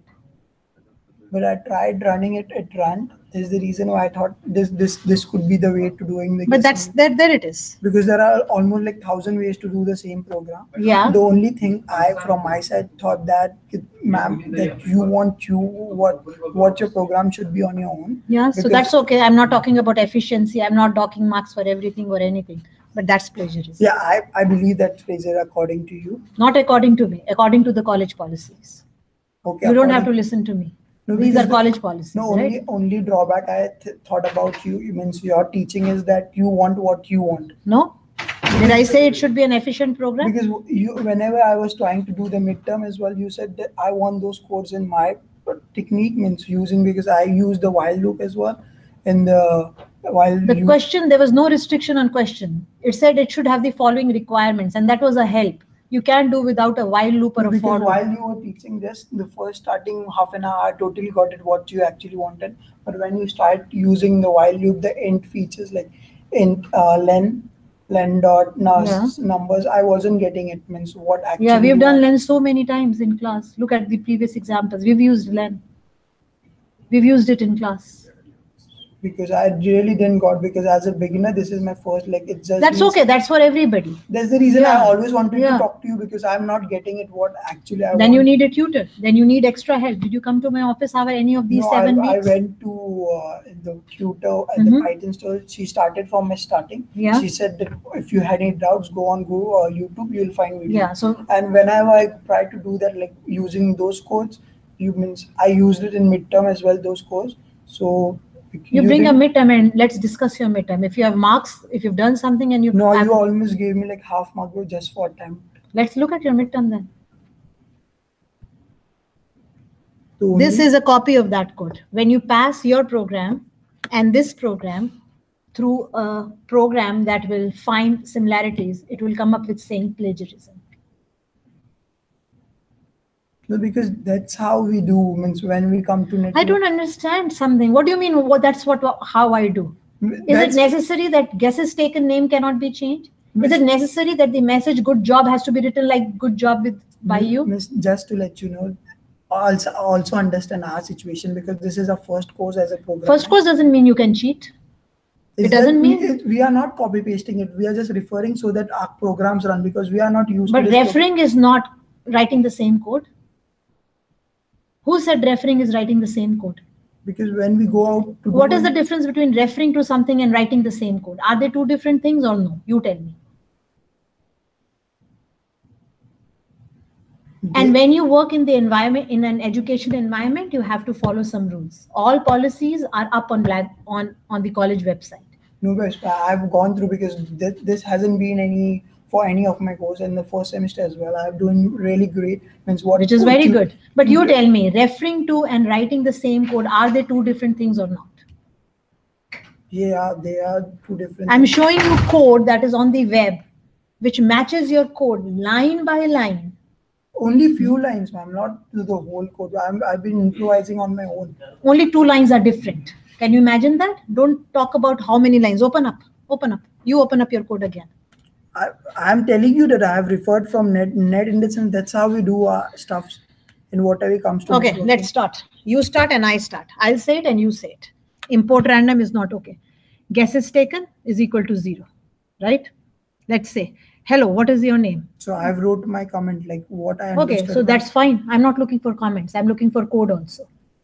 Guesses 0, guesses taken 0. Not even change the name of the variable. Hello, number, Random ranted 120, 100 because the So question this was comma, different. I am like giving 2 out. Okay, let's do one thing. You go to your coordinator and dean, take these two programs and ask them if it's plagiarism or not. I No, can't didn't argue know. with you. No, I I'm can't saying- argue with you. You're saying I've put a comma, so it's different. Like, what are you trying to tell me? Your variable names are not different. Your messages are not different. Your code is not different. And you're still saying I have referred to it, I've referred to it. Like, how do you define plagiarism then? You tell me. Like, you're arguing about something that's right in front of your eyes. No, I'm just saying you that this is how. This is not referring, is what I'm trying to tell you. This is not referring. Okay, I'm sorry. I didn't refer. No, you have to understand it. This is not referring. Like, nope. The number I was thinking was this. Nope. The number I was thinking was this. Like, how similar can you be?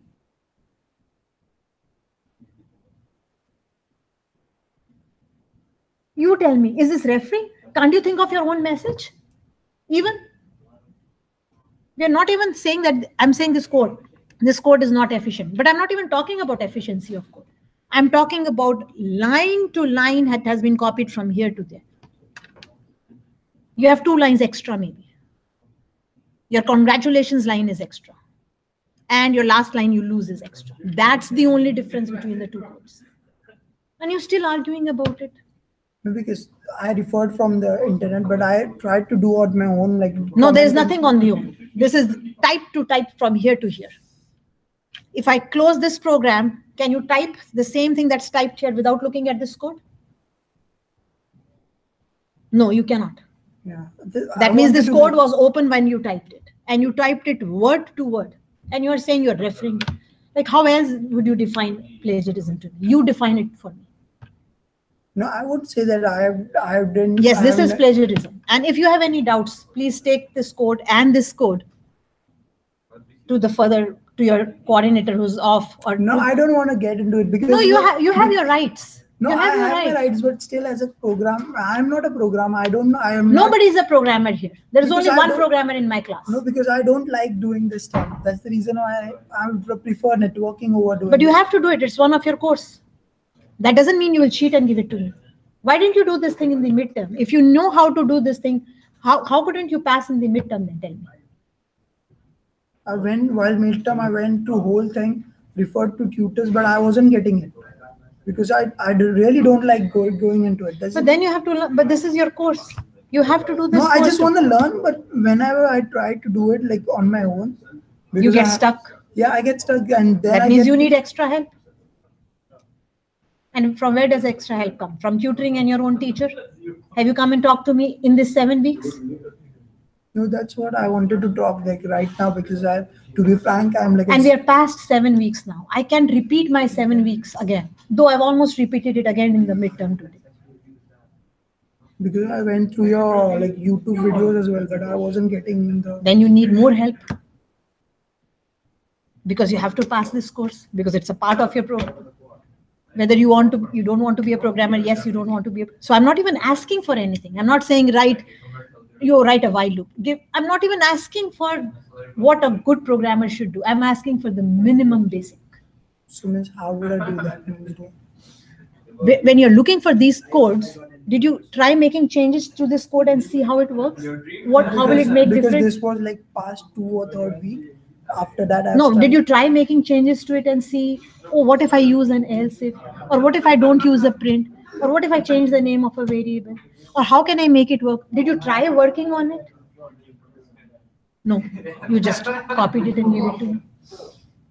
So you tell me, how will you learn? Because after that, I went to tutor because I know I'm like right now at like 0% getting into because I wanted to get it, but that's okay. Not everybody is a programmer. That's fine. And this is your first introductory course, and that's fine too. But you cannot plagiarize and give me work that does not belong to you. You cannot do it. Not here, not anywhere in the world. This is not your work. This is this guy's work. You submitted it and said, this is my work.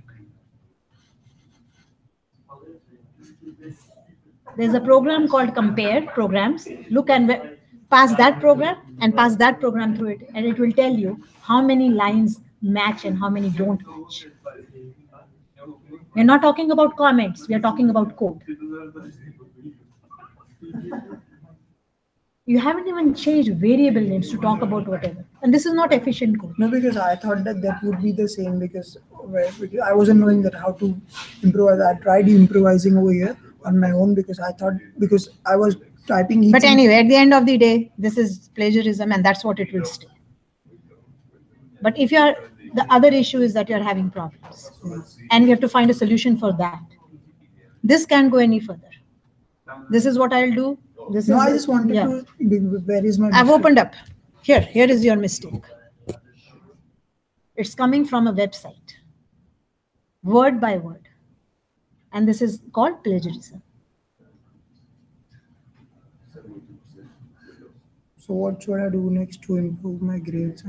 I don't know. We still have assignments. Will still come. You're doing tutoring. Good. Come to me in my office hours for extra help if you want. Bring your midterm. Ask me what went wrong. Maybe you will learn from that. Right? Yeah. You will have to put in extra effort. Maybe you will have to put in 5 hours a day. Yeah, because to be frank, as I said, I don't like it. But You'll have still to do it. Yeah. I can help. I can help in my office hours. I have 1 hour every day to help. So what time should I come? My office hours are on my blackboard. Okay. So If you're coming, just email me so that I tell other students don't come. But usually nobody comes. Yeah. You know what I mean? I've not seen anybody. Because I don't like referring from any friend. So that's the reason why I go out on Google. And that's Google. And that's your best friend. You don't need to refer to anybody. But referring doesn't mean that you don't change anything and you give it to me and say, this is my work. That's not what referring means. You should have taken that code and you should have played with it, made changes to it and see what's going on in my code. What if I do this? What if I do this? That's learning. Because the code which I did was like 2 or 3 weeks ago. That doesn't matter. That's not the issue. That time I wasn't interested. Then I got it like midterm is coming, so I need to practice. So I went through your notes, but still I wasn't getting the right thing I should get. But did you still come to me? No. So the onus is on you. But you can't take code from a website or from a friend and say this is my code. That's plagiarism. Yeah. Absolute plagiarism. I don't want it to do like copy paste because I wanted to learn something. But typing is copying pasting. Copy pasting doesn't mean copy and paste. No, the only thing is. No, if I close this and I tell you to write it again, can you just write it exactly the same way, the same everything? No, I can try it on my like what commands I know I can do it on. Yeah. So, but what did you do here? This was open and this was open, and you typed it. Because the only thing when I get excited is that it runs because I'm not used to it. But you can't copy code. And it's coming from this website. I even know the website, right? No, I didn't refer to any web, like going actually on website. Whenever the Google like history. Yeah, so but I have to find out because I'm saying it's plagiarism. So I have to prove it that it's plagiarism. No, I knew like I referred. That's the reason I came up to you. So that's definitely a 0 and whatever, yeah. So you have to work harder. Try writing this program again yourself now. No, because for the first program as well, because I wasn't knowing how to do it because I didn't attend to this. That's okay. Like, we still have 50% in the course. That's okay. We still have 50% in the course. If you want to pass the course, you have to work harder. That's all I can say. That's the reason why I didn't submit in my first one because I don't wanted to plagiarize. I just wanted to know something. Did you come and talk to me about it? Yes, I did. Like I wasn't there for the first assignment. So you said that so the time is gone. Yeah, you can submit after if you're not here. But did you come and say I don't understand the assignment? Can you help me? I'm talking about that. I can take assignments when they're not due. But if you didn't understand the first assignment, did you come and say, Anju, I don't understand, help me out? No. When you didn't do anything with the second, when you got a running code, you gave it to me. Did you come and say, Anju, this is what I did, can you help me out? No. Because in the first, it's my problem, I know, it's my... But you need to work harder then. But you can't give me somebody's code. No, because I thought that for moving forward, I'll understand from my friend, but I didn't... You can't. I've been saying from first week, if the first 2 weeks you're not getting it, get onto it. Don't wait till the midterm. Because that's what students do. Not only you, many students do. They just wait, okay, some are careless, some are just trying. But at the end of the day, who loses? And I'm there sitting in nobody comes for help. So what am I assuming? Like That everybody knows it. Model of the old label.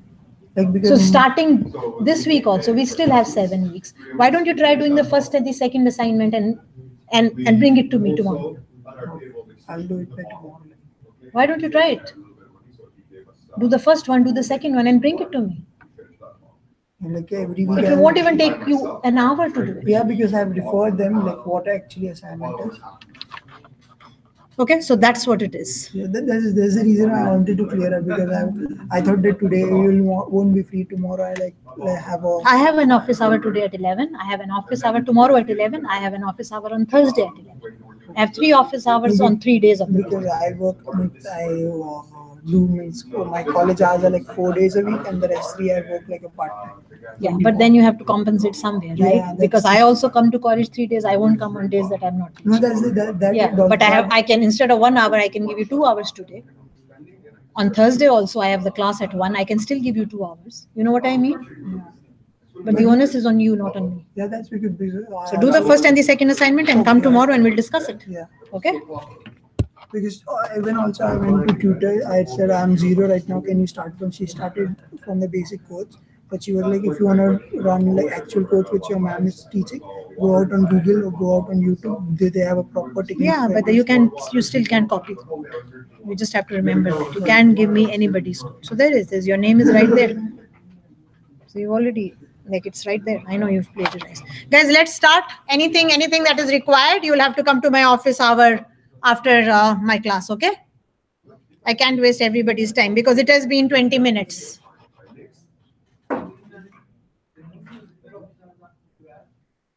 My office hours are on Blackboard. It's in the syllabus. It's also on my course on instructor information. It's very easy. Tuesdays, Wednesdays, Thursdays, 11, 11, 11. It's that easy. You don't even have to memorize it. After today's class, Wednesday at 11, Thursday at 11. And I don't have another class today. So 11 to 12, I can even sit till 12:30, 1, 1:30, 2. Like, it depends. If I have people coming and looking for help, I'm in no hurry. But Wednesdays and Thursdays, I have classes also. So therefore, my hour is restricted. I have 1 hour only. But today I have 3 hours. I have 4 hours. Okay, let's start, guys. Let's learn dictionaries now. So the list hasn't ended. It's not the end of the list, right? You could do much more. You can create lists. Again, I don't know how many of you looked at, again, my short notes that I gave to you, but in there, I've also shown you how you can create your own lists also. Like if for example, let me just bring it to your notice so that it's kind of something that's easy to do. Notice if we were asking numbers from the user and creating a list. But look at this form, how you can create a list by writing a formula inside. I've created a list called power 2. How do I know it is a list? Because it has square brackets. And what have I written inside it? A formula. 2 to the power of x for x in range 10. So what will it become?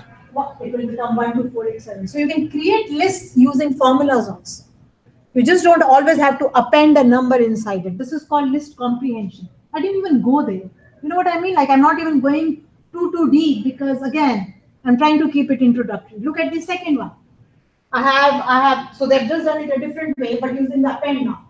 Start with an empty list, use a for loop, and you append a value. So you're not taking anything from the user, but you're still putting it into your list. So there are many ways of creating a list. And it's not necessary that every time you ask the user and then put something in the list. Look at this one. Look at this one, which says odd. X for x in the range of 20, and the whole condition is given. But these are things that are a little more difficult to comprehend for an introductory student. But here is a list. What does the list contain? List contains any x, any such number, where x is in this range 20, that is from 1 to 20, if x division by 2 is 1. That means x is an odd number. So what did it create? It created a list of odd numbers. So lists can be created by code, not asking the user at all. Look at this one. It says x plus y concatenation for x in this list and for I in this list, concatenated. Python language, Python programming. C language, C programming. So lists can be created not necessarily by taking input from the user. You can create hard-coded lists, put something in the list for yourself, or you can use formulas to create lists. It's so powerful. And I didn't even come here and I didn't even ask for you, but again, as I said, I understand it's an introductory course, but whether you hate programming or whatever is the scene, you have to do this course if you have to do CST. There is no way out, right? So work harder. Instead of gossiping with your friends or wasting your time, take advantage of your friends, learn from them, learn from tutorials, learn from me. I haven't had a single student in the 7 weeks come to me asking for Python help. Not a single student. So that means you know it. Is my assumption. If you don't make the effort, I won't come running after you, right? I can do the best in class. That's all I can do.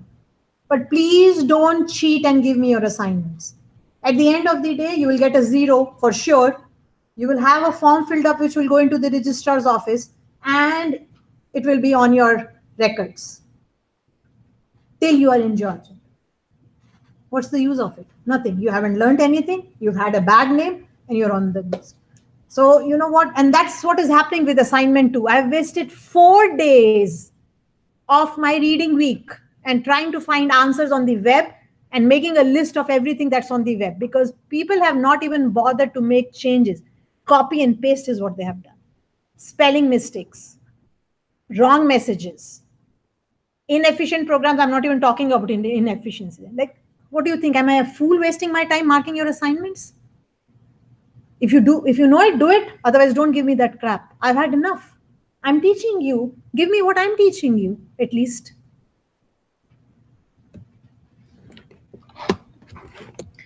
So again, there are some examples here for list comprehension. You can try them out on your interactive shell if you want. You can try them out in a program if you want. But if you try to Google, you will find much, much more than what we do in class. But I have to keep it to a limit because it's an introductory course and I want to do more things. Right?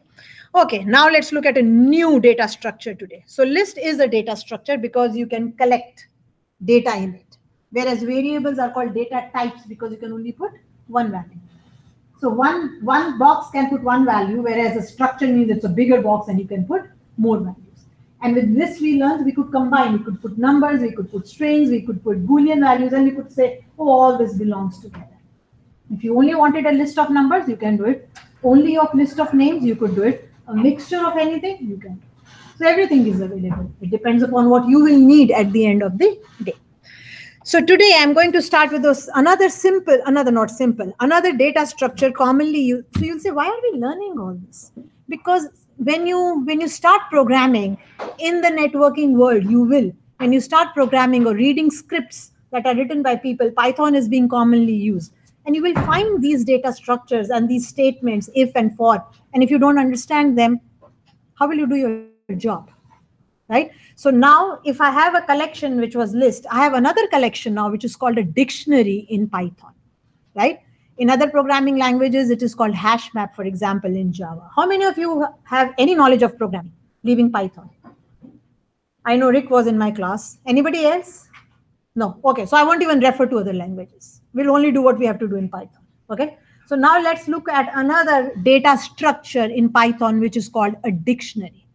And let's see how is a dictionary different from a list and what advantages does it have of that a list doesn't have. Okay, so list is a collection, dictionary is also a collection. In list, how do you refer to each element of the list? Think about it. How is each element recognized? By its what? What does a list have? How do I say, how do you refer to each element in a list? Come on, there is an index. Your first element is at index 0. Your second element is at index 1. The third element at index 2 and so on. That's how you refer in a list. Now let's look at how it is different in a dictionary. And what would be a common way where you would use dictionary. Suppose I want to keep a student's name and his or her marks together as a group, like as a pair, right? So if I don't I don't want to keep just the marks because it's not very useful. Marks 0 belongs to student A, I don't know. To student B, I don't know. Now, if you want to do something like this, name of the person, marks of the person, or name of the person, phone number of the person. You want to kind of pair up values and create a list of pairs, then we use a dictionary.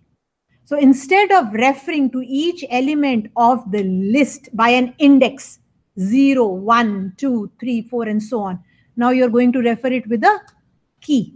So if I have the student name as the key, I can say marks for student A, and it will tell me the marks. Marks for student B, and it will tell me the marks. So dictionary is also a collection like a list, but the difference is in a list, you refer to each element by an index, right? Whereas in a dictionary, you refer to each element by the help of a key. So each pair has a key value. It's called a key value pair. What's key? The unique part that will uniquely identify, for example, your student ID. And then what will be your value? Maybe the program you are in could be a value. Maybe your email could be a value. So when you want to save key value pairs in a structure, that data structure is called a dictionary. That's how it is different from a list. In list, there is no key. Every element is basically referred by an index. At position 0, at position 1, at position 2, at position 3, and so on and so forth. Okay? So let's see now. Let's now see. And let's try to write a new program. Let's copy and paste at least my name. Oh, there's not much in there. Let's close this.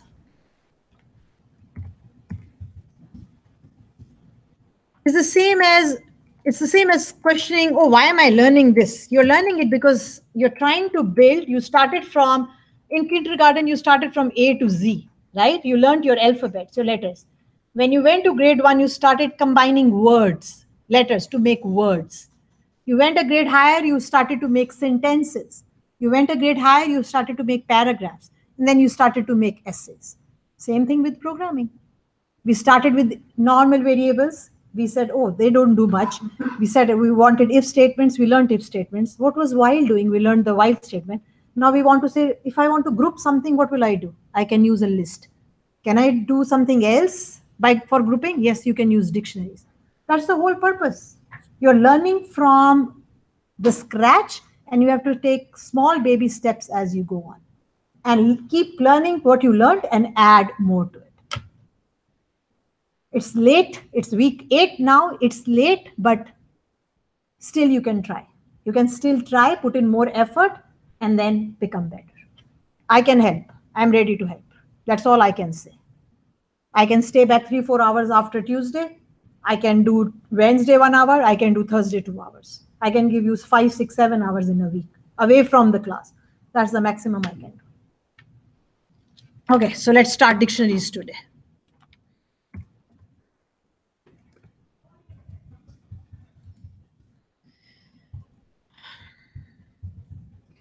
Again, dictionary will have a way of declaring it. How do you define it? Like you do a list. It will have methods. It will have functions. But you will again use the same while, for, and all those statements as you did with lists. It's just a different way of organizing your data, right? Okay, so today is July 3rd. And today's aim is to introduce you to the dictionary data structure and then learn a few things about it.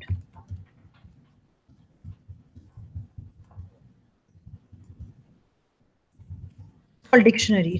It's like a dictionary, the normal English dictionary, right? That's what you see. If you want to search for a word, you go to the word and then you see its meaning. So that's how you use a dictionary. It's called a data structure because it has more than one data. And what does it store? It stores, basically, for your information, in computer language, in lingo, it stores key value pairs.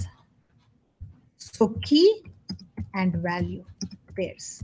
So every element of a dictionary will be a key value pair, a key value pair. So let me just kind of refresh the list for you. Let's define a list. Just refresh it so that you remember it. Let's take a list. This is how you create a list. You can put whatever you like in it. I'm just working with numbers, but you can put whatever you like in it. You can also put your logical values true and false. Is T2, yep, there. That's a list. We've seen this before. You want to print a particular element of a list. How do you print it? Suppose I want to print -5. How do I print it? At what position is it? Third. But positioning starts from 0. So what will I say? Print numbers and 0, 1, 2. What should it print? -5. We've used a for loop. I've said for I and I've done a print I, but so what am I using here? I'm using an index. This is called an index. What you see in square brackets is called an index to access an element of the list. Let's try it. Let's keep it on. Yeah, okay, so let's call it, I don't know.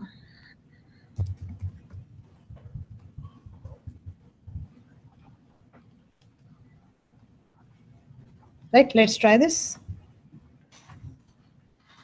-5. So how do you access each element of a list? You access each element of a list by just using an index here.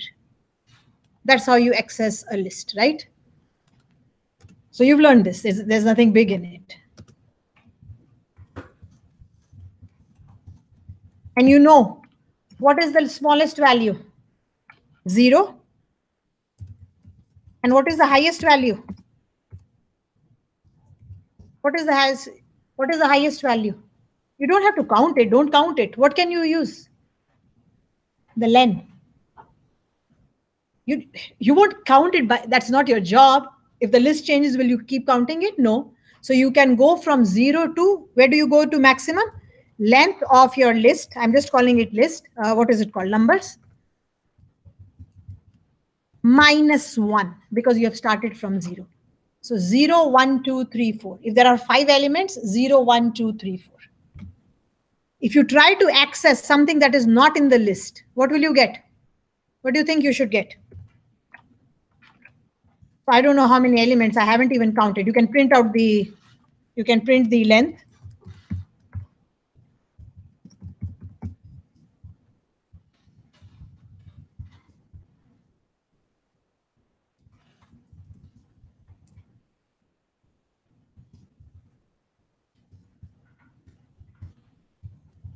We just did the number, so hopefully not a mistake here. So that tells you the number of elements in the list is how much should it show you? 1, 2, 3, 4, 5, 6. 6, right? So if I try to access something like, let's not do it for now. Let's do 4 for now and run this. For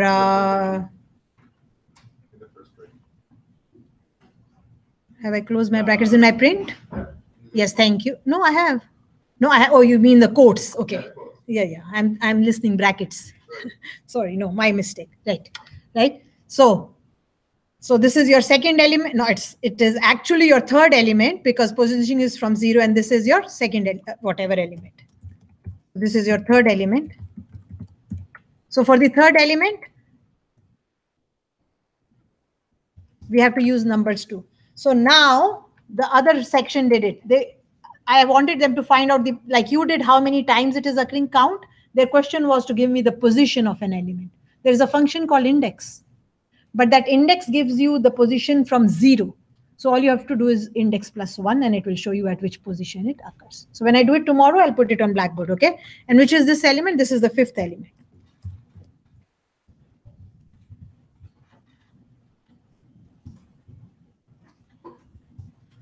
Let's see if it works. Okay, so the number of elements in the list is 6. The third element is -5, and the 5th element is Anju. Good enough? Let's try this now. So I'm just refreshing your memory so that then you can compare.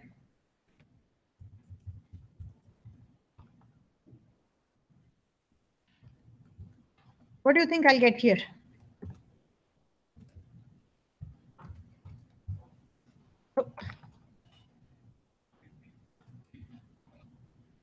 Is that logical? No, I must have an error. I should get an error. Let's try it.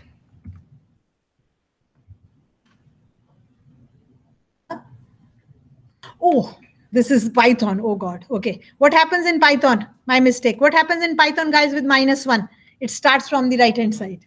Okay. Let's try this. So this is logical. What about this? With Python, I have to be really careful. You can't do it in any other language, for your information. What about this? Is there a 7th element? Not a 7th. Is there an 8th element? No. So let's see what we do. There, you get an error. What kind of error is it? It's called an index error. What happened? Your program stopped abnormally. You'll say, oh God, now what? Like, do I have to be careful in my programming? Of course you have to be careful. It's your job. You are the programmer. You can't assume that you'll write wrong code and everything will work. But just for your information, to make it neater, again, this is just introducing you very lightly to something that you haven't seen before. I can do this. Python gives you a try. You're saying, try to do this. If an error occurs, please do this. It's called the try except clause in Python. So since we are doing it, let me show it to you. I won't go in much detail, but this will give you an idea. So I'm trying to print the number 7. You'll say, why didn't you do it here? You could have done it anywhere. It's a very good habit. It's a good programming practice. You write all your code inside try, and then you say, what do I want to do if something goes wrong? So what will happen in that case? You will see the difference. So what did we see there? We saw an index error there, right? Remember, we saw an index error. You're saying if an index error occurs, what do you want to do? That means your index was out of range.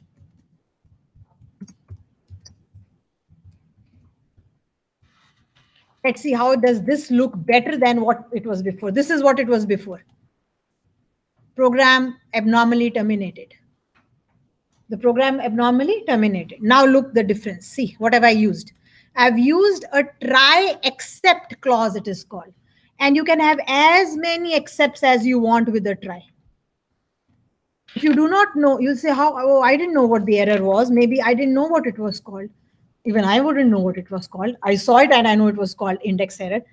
But if you have no idea what it is called, but you still want to catch some error, at least we can do this.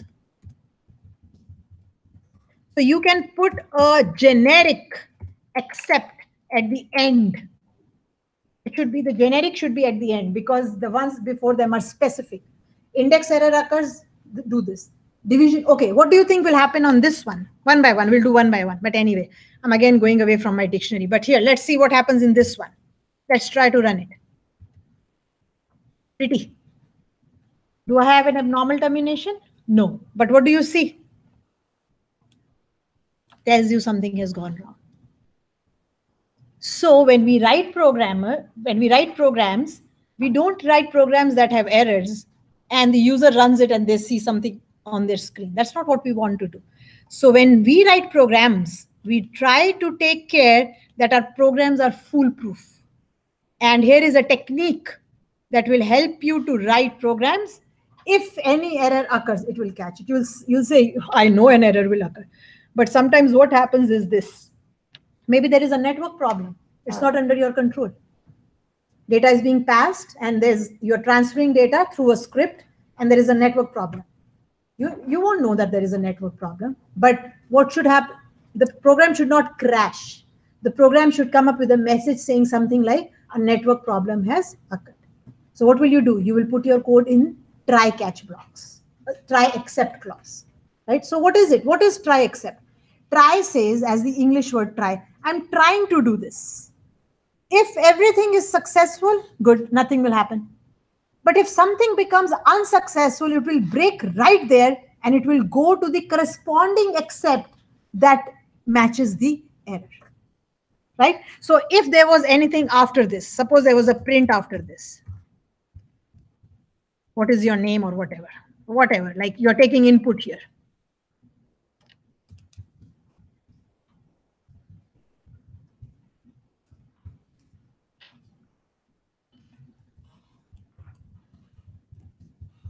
it won't go to this statement. Where does the occur? The error occurs here. And these are called exceptions also. Where will it go? It will jump to corresponding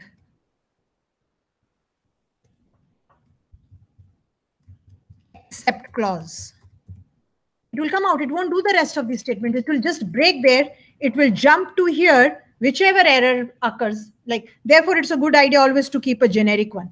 If you haven't written the corresponding except, then where will it go? So it says, okay, I'll go to the generic one. And it is always written at the end, right? And then if there is anything after that,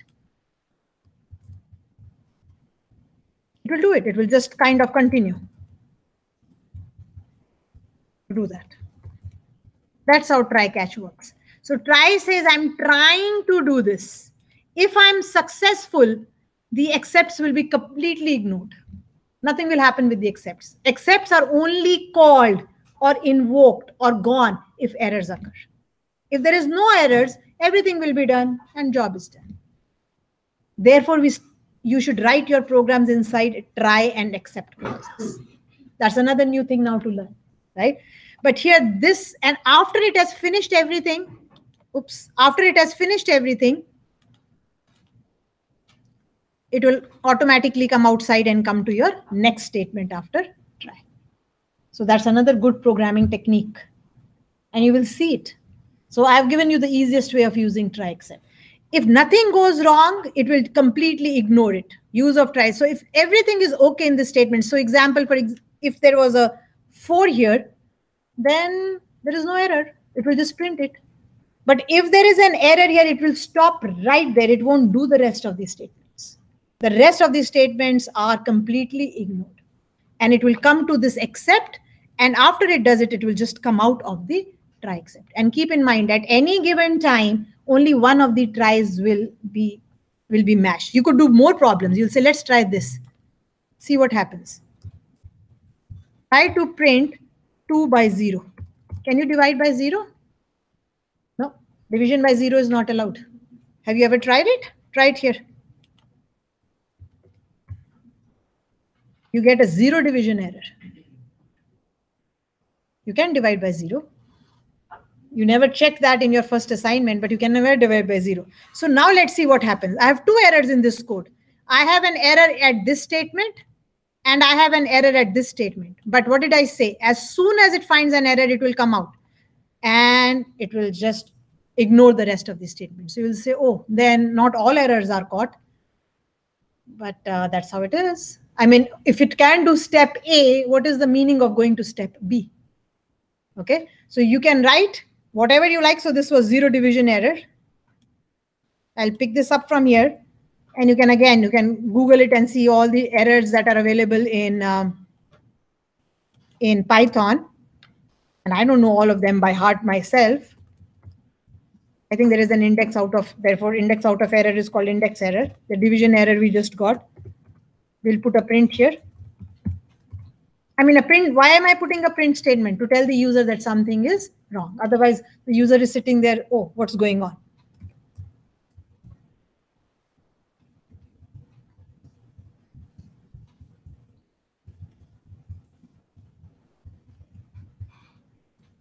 Now let's see. Do we see both errors or only will we see the first error? Okay, let's try. Look, I have a generic one always. If I didn't have this, I will always keep a generic one to be on the safe side, because there may be some errors that are maybe operating system problem, network problem. It could be anything, disk full problem. I wouldn't know of it till the program runs. So take care of errors that you know can happen in your code, but always put a generic except without anything that will take care of anything else. Therefore, notice my error message, some error occurred. I don't know what error occurred. Let's try this again. I see index out of range, and then I see done try except. Where is the division by 0? I don't see that error. Why? Why don't I see that error? Because of the simple reason that the program stopped right here. It didn't even go here. Now, if this statement was not present, what will happen? Now I'll see a division by 0 is not allowed. So don't think that if you have 10 erroneous statements, you will see 10 error messages. The first error it gets, it will stop. It will jump out of the try block. But it is a way of taking care of something that you have been doing. For example, this. Remember how you always assume that I'm taking a number. If I'm asking for an int, the person will give me an int.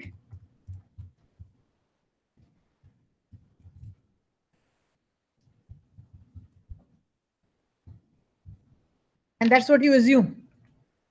Right? So you take a number from the user, you say, take the input, put it in number. Now let me try not to give it a number and see what happens.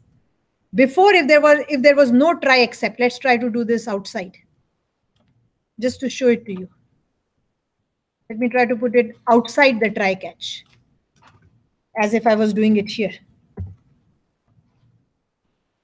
Let's see what happens. Okay, so it will say enter a number. I'm going to put Anju. Of course, Anju is not a number. What happens? It's giving, why is it saying 0 division error? That's not the type of error it should. Okay, something went wrong. Something went wrong somewhere. Let me just put this. This irritates me a lot if I can't see it properly. Let's try it again. I've only used a number here. It's kind of an odd. It should say something else. It should say format is not right or something, but that error doesn't look right to me. Okay, let's try it once more. Okay, enter a number. Anju. Oh, there it is. Value error. Is Anju a number? No. Can I convert it into an int? No. So I get a value error. Till now, you have never kind of, whenever you asked for a number, we always assume that user will give you a number. But will the user ever listen to you? No.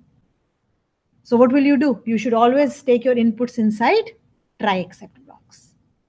So the program has stopped because Anju is not a number. So now what you can do, now you know what you can do. Instead of taking your input like this, put it where? Put it inside a, and what was it called? Value error. Okay, so even if you don't know what it is called, it will still catch it. Some error, it will catch it in some error record. You will see.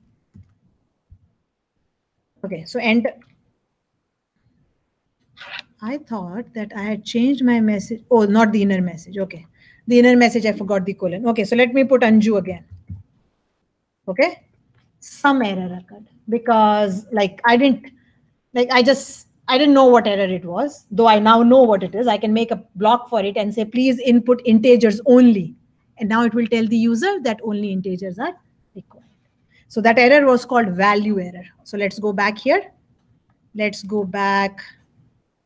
And you can put it in any order, and there are rules for ordering, but I'll kind of, for now, sometimes there are children. One is the children of the other. But these are all independent errors. Nobody is a child of the other. Let's take the value error. Let's print a message. Only whole numbers are allowed. Better message? Right? Better message now? So instead of saying some error occurred, now it will do this. Try to put anything but a number. Even 3.5 will give you a problem. Why? Because you're converting it into a int. And this is a float number. If it was a float function, it would have worked. I'm hoping. Let's see. I don't know. Let's see. Okay, only whole numbers are allowed. So what have you done? You have validated your input. Garbage in, garbage out. Give it garbage, you will have garbage out. Now what have you done? You have stopped garbage. So your output will be messages that make sense. So that's another good programming practice, to put your code into try catch blocks. You say, where do I put it? Start with the first try, put it in the first line, put all your code inside try, and then create your except blocks. Done.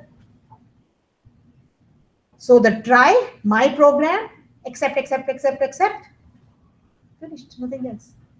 So any errors of this kind that you make in your code, will be caught, a message will come on the screen, and of course, if there is nothing after try except, the program will stop.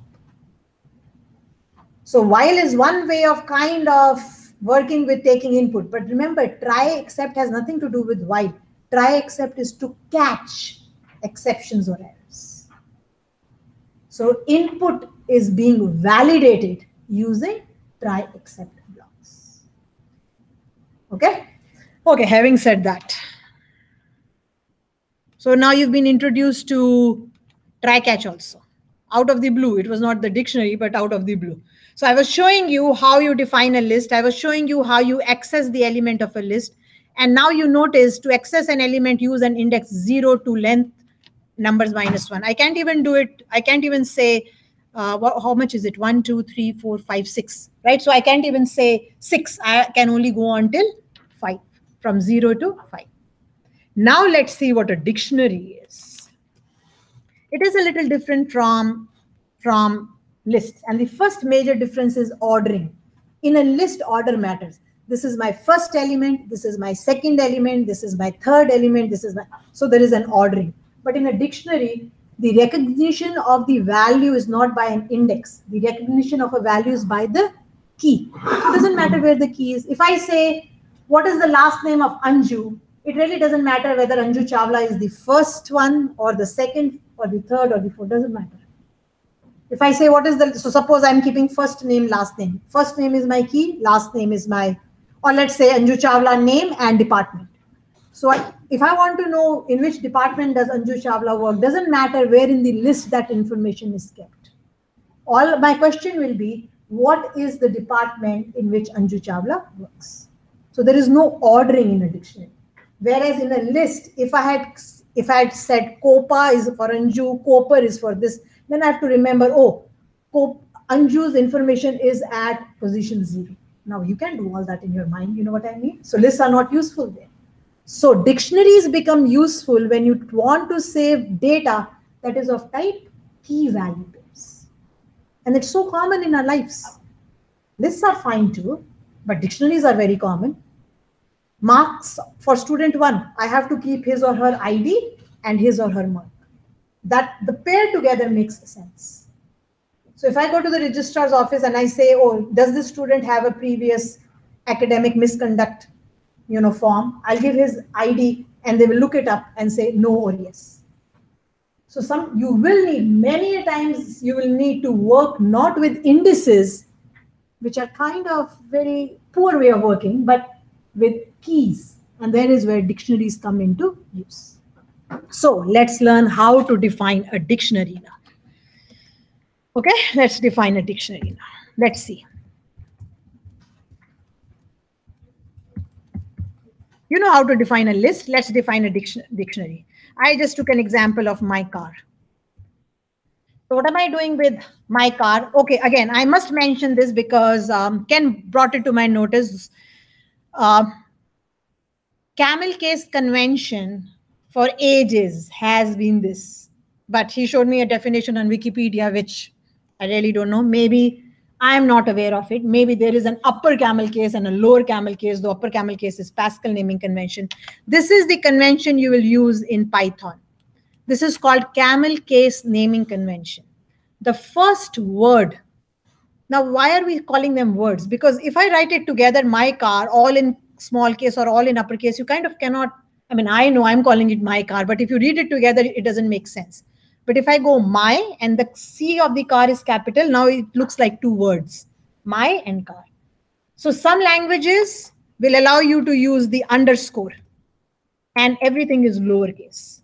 Some languages say use this convention, which is called the camel case convention. And some languages use this convention, which is called the Pascal naming convention. Now, Python uses camel case convention. So this is what you will use in your future programs. Okay, this is camel case for us. Okay, now in constants, though there are not any pure constants basically in Python, but in constants, this is what we have learned.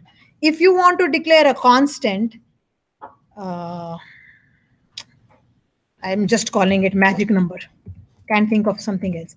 You put everything in caps And if you put everything in caps, then the only way to kind of differentiate is the underscore, because everything is in caps. So for constants, this is the convention. Everything in caps and words are separated by underscore. For variables, for lists, for dictionary, for names of functions, anything that is user defined, you will use camel case naming convention. Okay, be consistent. Okay, so this is a constant so that you know, though again, as I said, in Python, there is no constant as such, because you can change magic number to 11 somewhere else also. So this is the naming convention. This has no name. So I don't know what it is called, but camel case naming convention and Pascal naming conventions are what they are called. Okay, let's define a dictionary.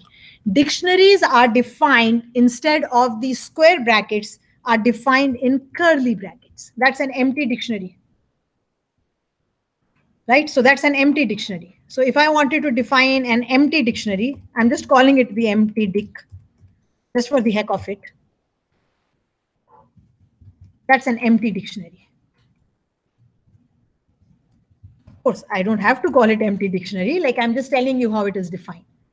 Now let's define a dictionary for my car. So how will I define? When you think about a car, what are the attributes or what are the properties that you think about a car? When you think about your own car or somebody's car, what do you talk about for a car? Make, company, color, right? Things like that. So now there is, you see the association? The car has a color, it could be something. The car has a make, it could be something. The car has a model, it could be something. So if I wanted to save information about my car, I couldn't use a list. I could, but it wouldn't be the right one. I could say, like, I'm just taking an example. I could say Audi A4 gray. And then you would guess, oh, Audi is the make, A4 is the model, and gray is the color. Like, you will guess. So you could put it in a list, but a better way would be to put it in a dictionary. And how do you put it in a dictionary is like this. With each, so we say we are defining the properties of a car. I've just called it my car. You could say anything, using key value pairs. Right? So the make of my car, and notice how the make is in, it could be anything. I'm using strings. It could be numbers. It could be anything. Your keys, your values could be any data type. Right? Marks of students will be what? Float. Student ID will be what? It could be an integer, though it's not a good thing to take it as an integer. I'll take it as text. So your key value pairs, your key and values can be of any type.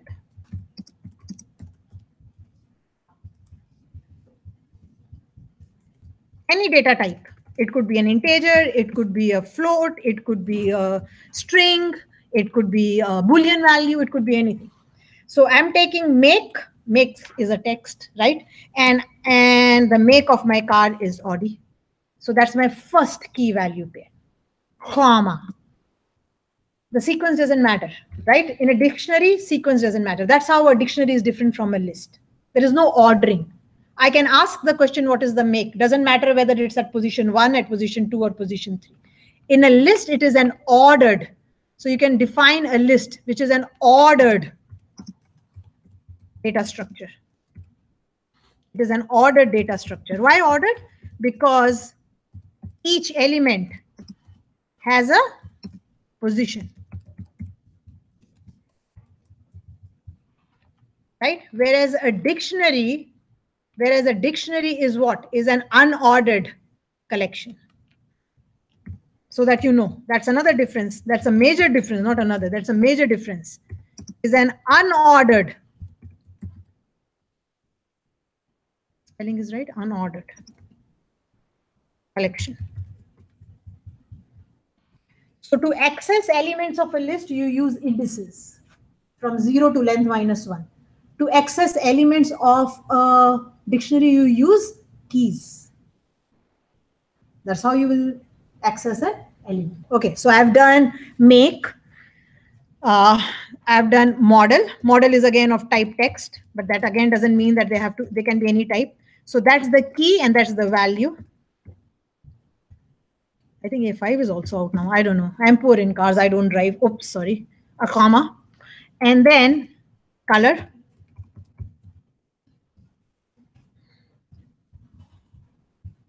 Oops. That would be a nice color. Grat. Okay, there. I've defined a dictionary. So elements of dictionary can occur in any order. Each element of a dictionary is a key value pair. Key colon value, comma, key colon value, comma, key colon value. And they can be of any type. So the keys can be integers, floats, text. The values can be whatever, whatever. And the recognition of an element is by the key. Right? So if I want to access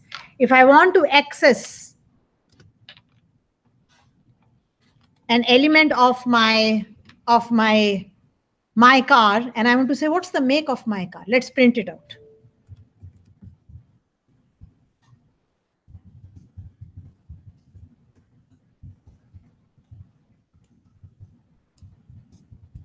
Okay, now let's see how to access it, okay? How will I access it? What is the name of the dictionary? My car. Which element are you interested in? Same, square brackets, but not an index now.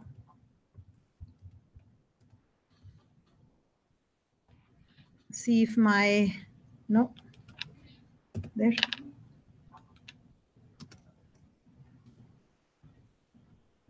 And again, if you try to access something that is not in your car, instead of make, if you did a makes here, it will give you an error.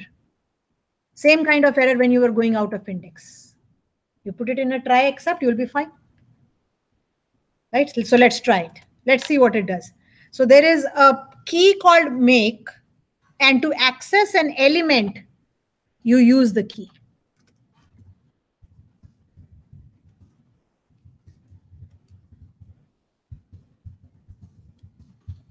Does it tell you something about the key? Every key can only have a value. You can't say, like, you can't have make Audi and then you cannot again say make something. Why? Because every key has to be unique. Right? I can try before I say it in Python, but keys should be unique in nature. We'll try it and double check, okay? Let's see what this does. Oh, what did I miss now? Of course, I must have missed something. What else? This.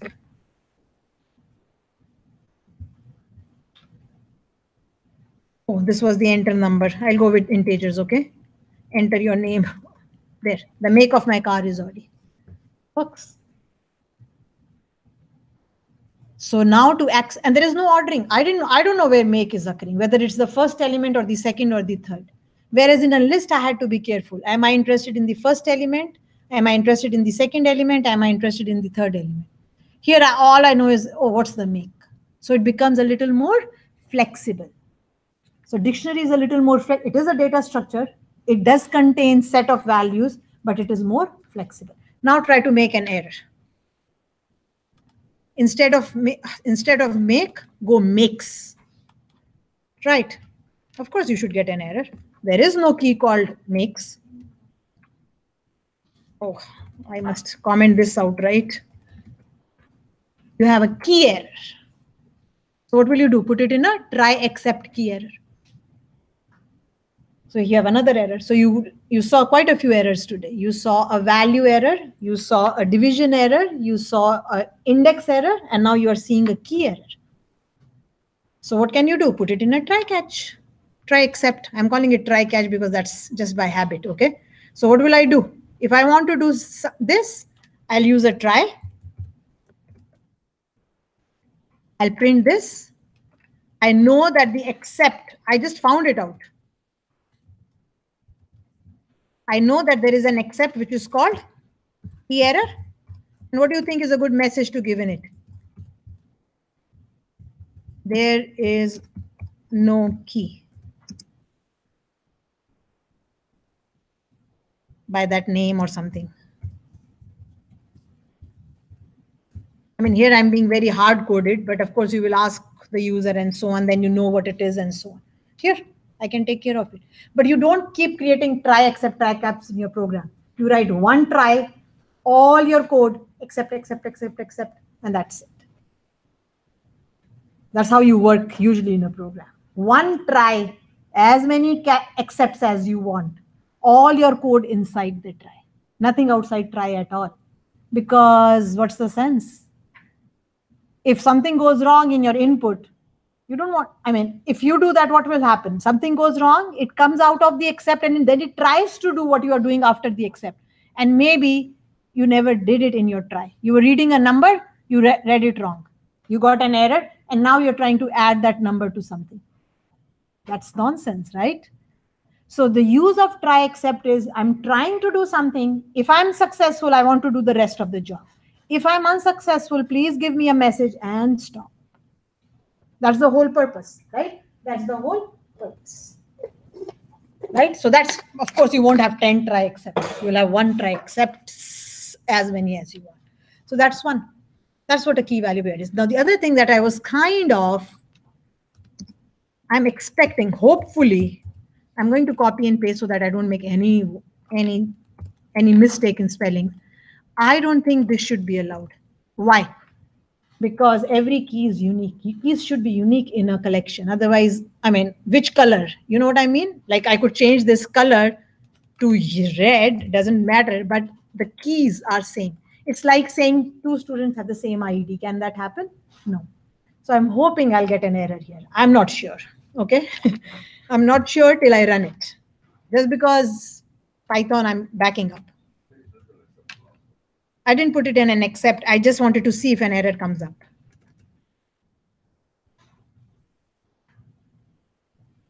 What happened? There is no key by that name. That means no error occurred when I defined it. But why am I getting an error? Yeah, but what I've done is not inside the try is what I'm saying. Is the program still running? No. Notice I didn't put it inside the try. I put it outside a try. I wanted to get an error right away here saying something. But what happened? Oh, this makes is coming from this. That's a different thing. But it's not giving me any logical error here. I didn't see any error. So it's allowing me, which is really strange, which I really don't like, but I can change Python.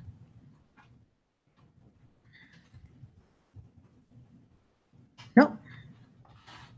So it's allowing you duplicate keys, which is really odd. It's duplicate. The key is duplicate, which is really silly. Like you never have in a dictionary, you don't have to, like you have different meanings of, oh, I see. Maybe that's what they're thinking. If you really think of a normal dictionary, and if a word has more than one meanings, it will be written more than once. If we try color instead of make, then what it will show. Yeah, that's what I'm going to see, what it is going to show. I think it will give me the first occurrence, is my thinking. I think it will just find the first gray and do it. Or maybe we'll get an error now, right? That was the only thing that I was thinking. If this doesn't happen here, then really we don't know.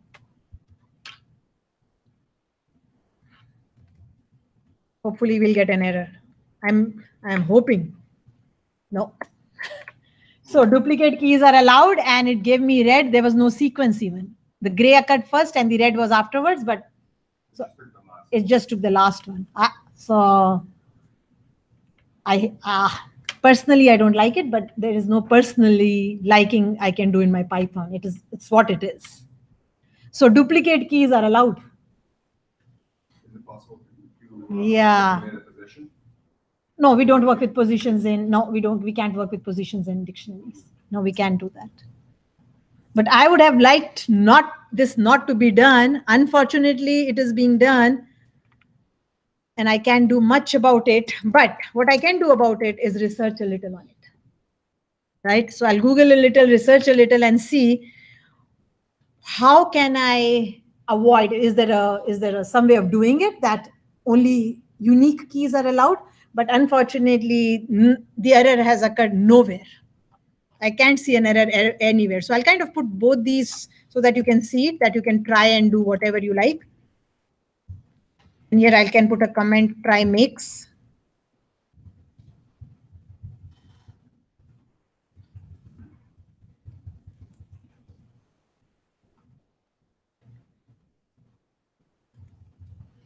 But How do you send our own input to, yeah, I don't like. Oh, what, sorry, come again. realizing we don't have a lot of time. I guess the next thing we're studying is how to put in our own input. Or an input in a dictionary. Yes, we'll talk about that too. But this I can do much about it. But before going there, I want to do some more things and then we'll come to that. Okay. It's still giving me red. So I don't know, is it just the last one it finds?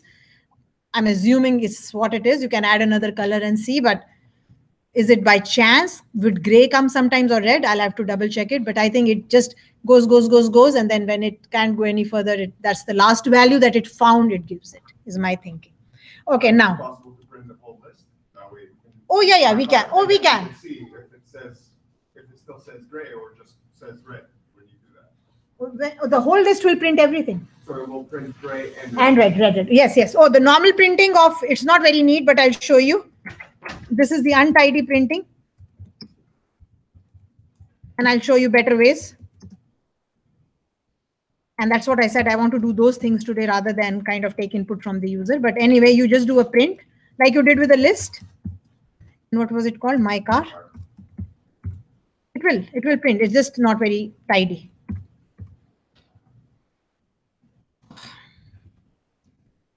There, that's how it prints it. I mean, it just does it together like a list. Gray. Oh, it's missing gray. So it is only recording the last one. That's the last one. Okay. That's a good point. It's only recording. So it allows you to add duplicate keys, but it removes. It keeps the last one. We can assume that. That's a good point. That's a good point to double check. Yes. So maybe make it like an array. If you make it an array, you could save like the gray, the red, every color that you put in, and then you just go out like, by number, whichever you want. In a dictionary, in a value, oh, you mean can we do it this way, like gray, comma, red? Yeah. It's text. It will print, but yeah, it will print, but you cannot extract each value of that gray, red separately. No. You can print values. You can print values. It will say Audi A4 gray red, but gray red it will say as gray, comma, red. Yeah, I see what you're saying. Yeah. But at least we know this. So it's not giving us an error. It's not giving us an error, but what is happening in printing? So it's not very tidy, but it was small, so it's you're able to read it. But if it was a long list, it's not very tidy. But what you are doing, what it is doing is, keep in mind, please notice that the duplicate key is removed. So what happens is if you add a duplicate key, it will keep the last value. It's kind of replacing it. So first the color was gray. Then it again saw color is red. It replaced gray by red. You say color is orange. It will replace red by orange. And that actually what happens if I was doing it on interactive. If you give it a new value, it just takes the new value. That's what it does, right? So please notice that it not the duplicate key. It removes the duplicate key value pair, we should say. And what does it keep? It keeps the, and that's logical in the sense, it keeps the latest, last, or whatever, right? The last, when I say last, I don't mean the last, I mean the last in the, it keeps the most end of the list.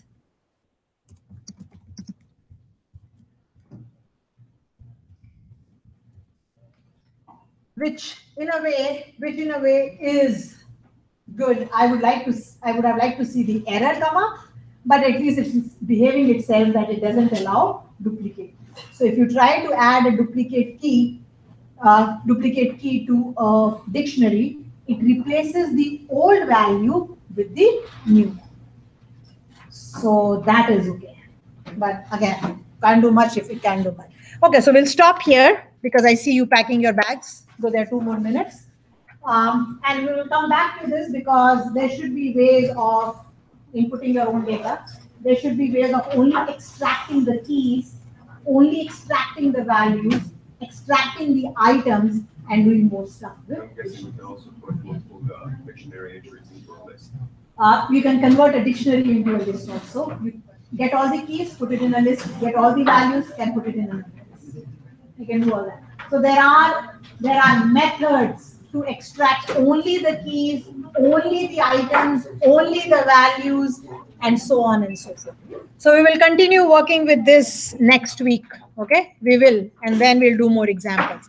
And again, I repeat, guys, if you need extra help in Python, and I understand you do because it's your course, first programming course, please make an effort. I don't want any of you to fail the course, not because I'm teaching it, because it is something that you will need in your workplace. Okay?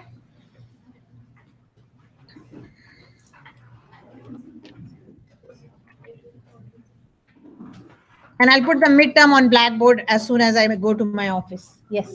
Oh, I have one question. Okay, you put midterm on the Blackboard?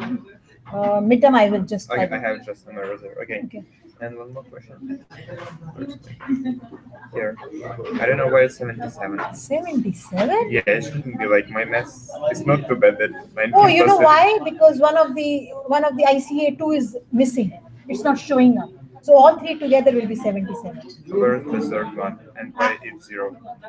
I am not. When I mark it, when I finish marking it, then I'll give you it. don't. Oh, okay. Because like You're not seeing it, so I'm marking I was it. so confused. Like, No. Okay, thank you. So when I mark it, then I put up an announcement, then it will show up. Okay. Because I can't it's leave it okay. open I because I have to finish everybody's and then show Okay, it. I just want to make clear for you. Oh, Okay, no okay. problem. Yeah. And also keep in mind that this total doesn't make a lot of sense because each assignment is weighted differently.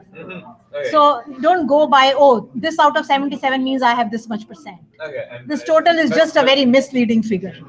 Okay? Yeah. No, that 77, your second one is missing. It's not a 0. I don't know if it is a 0, but I don't know what it is.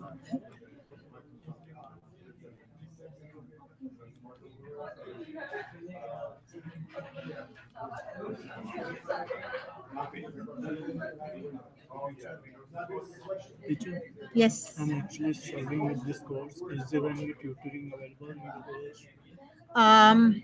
Somebody is that guy with that glasses is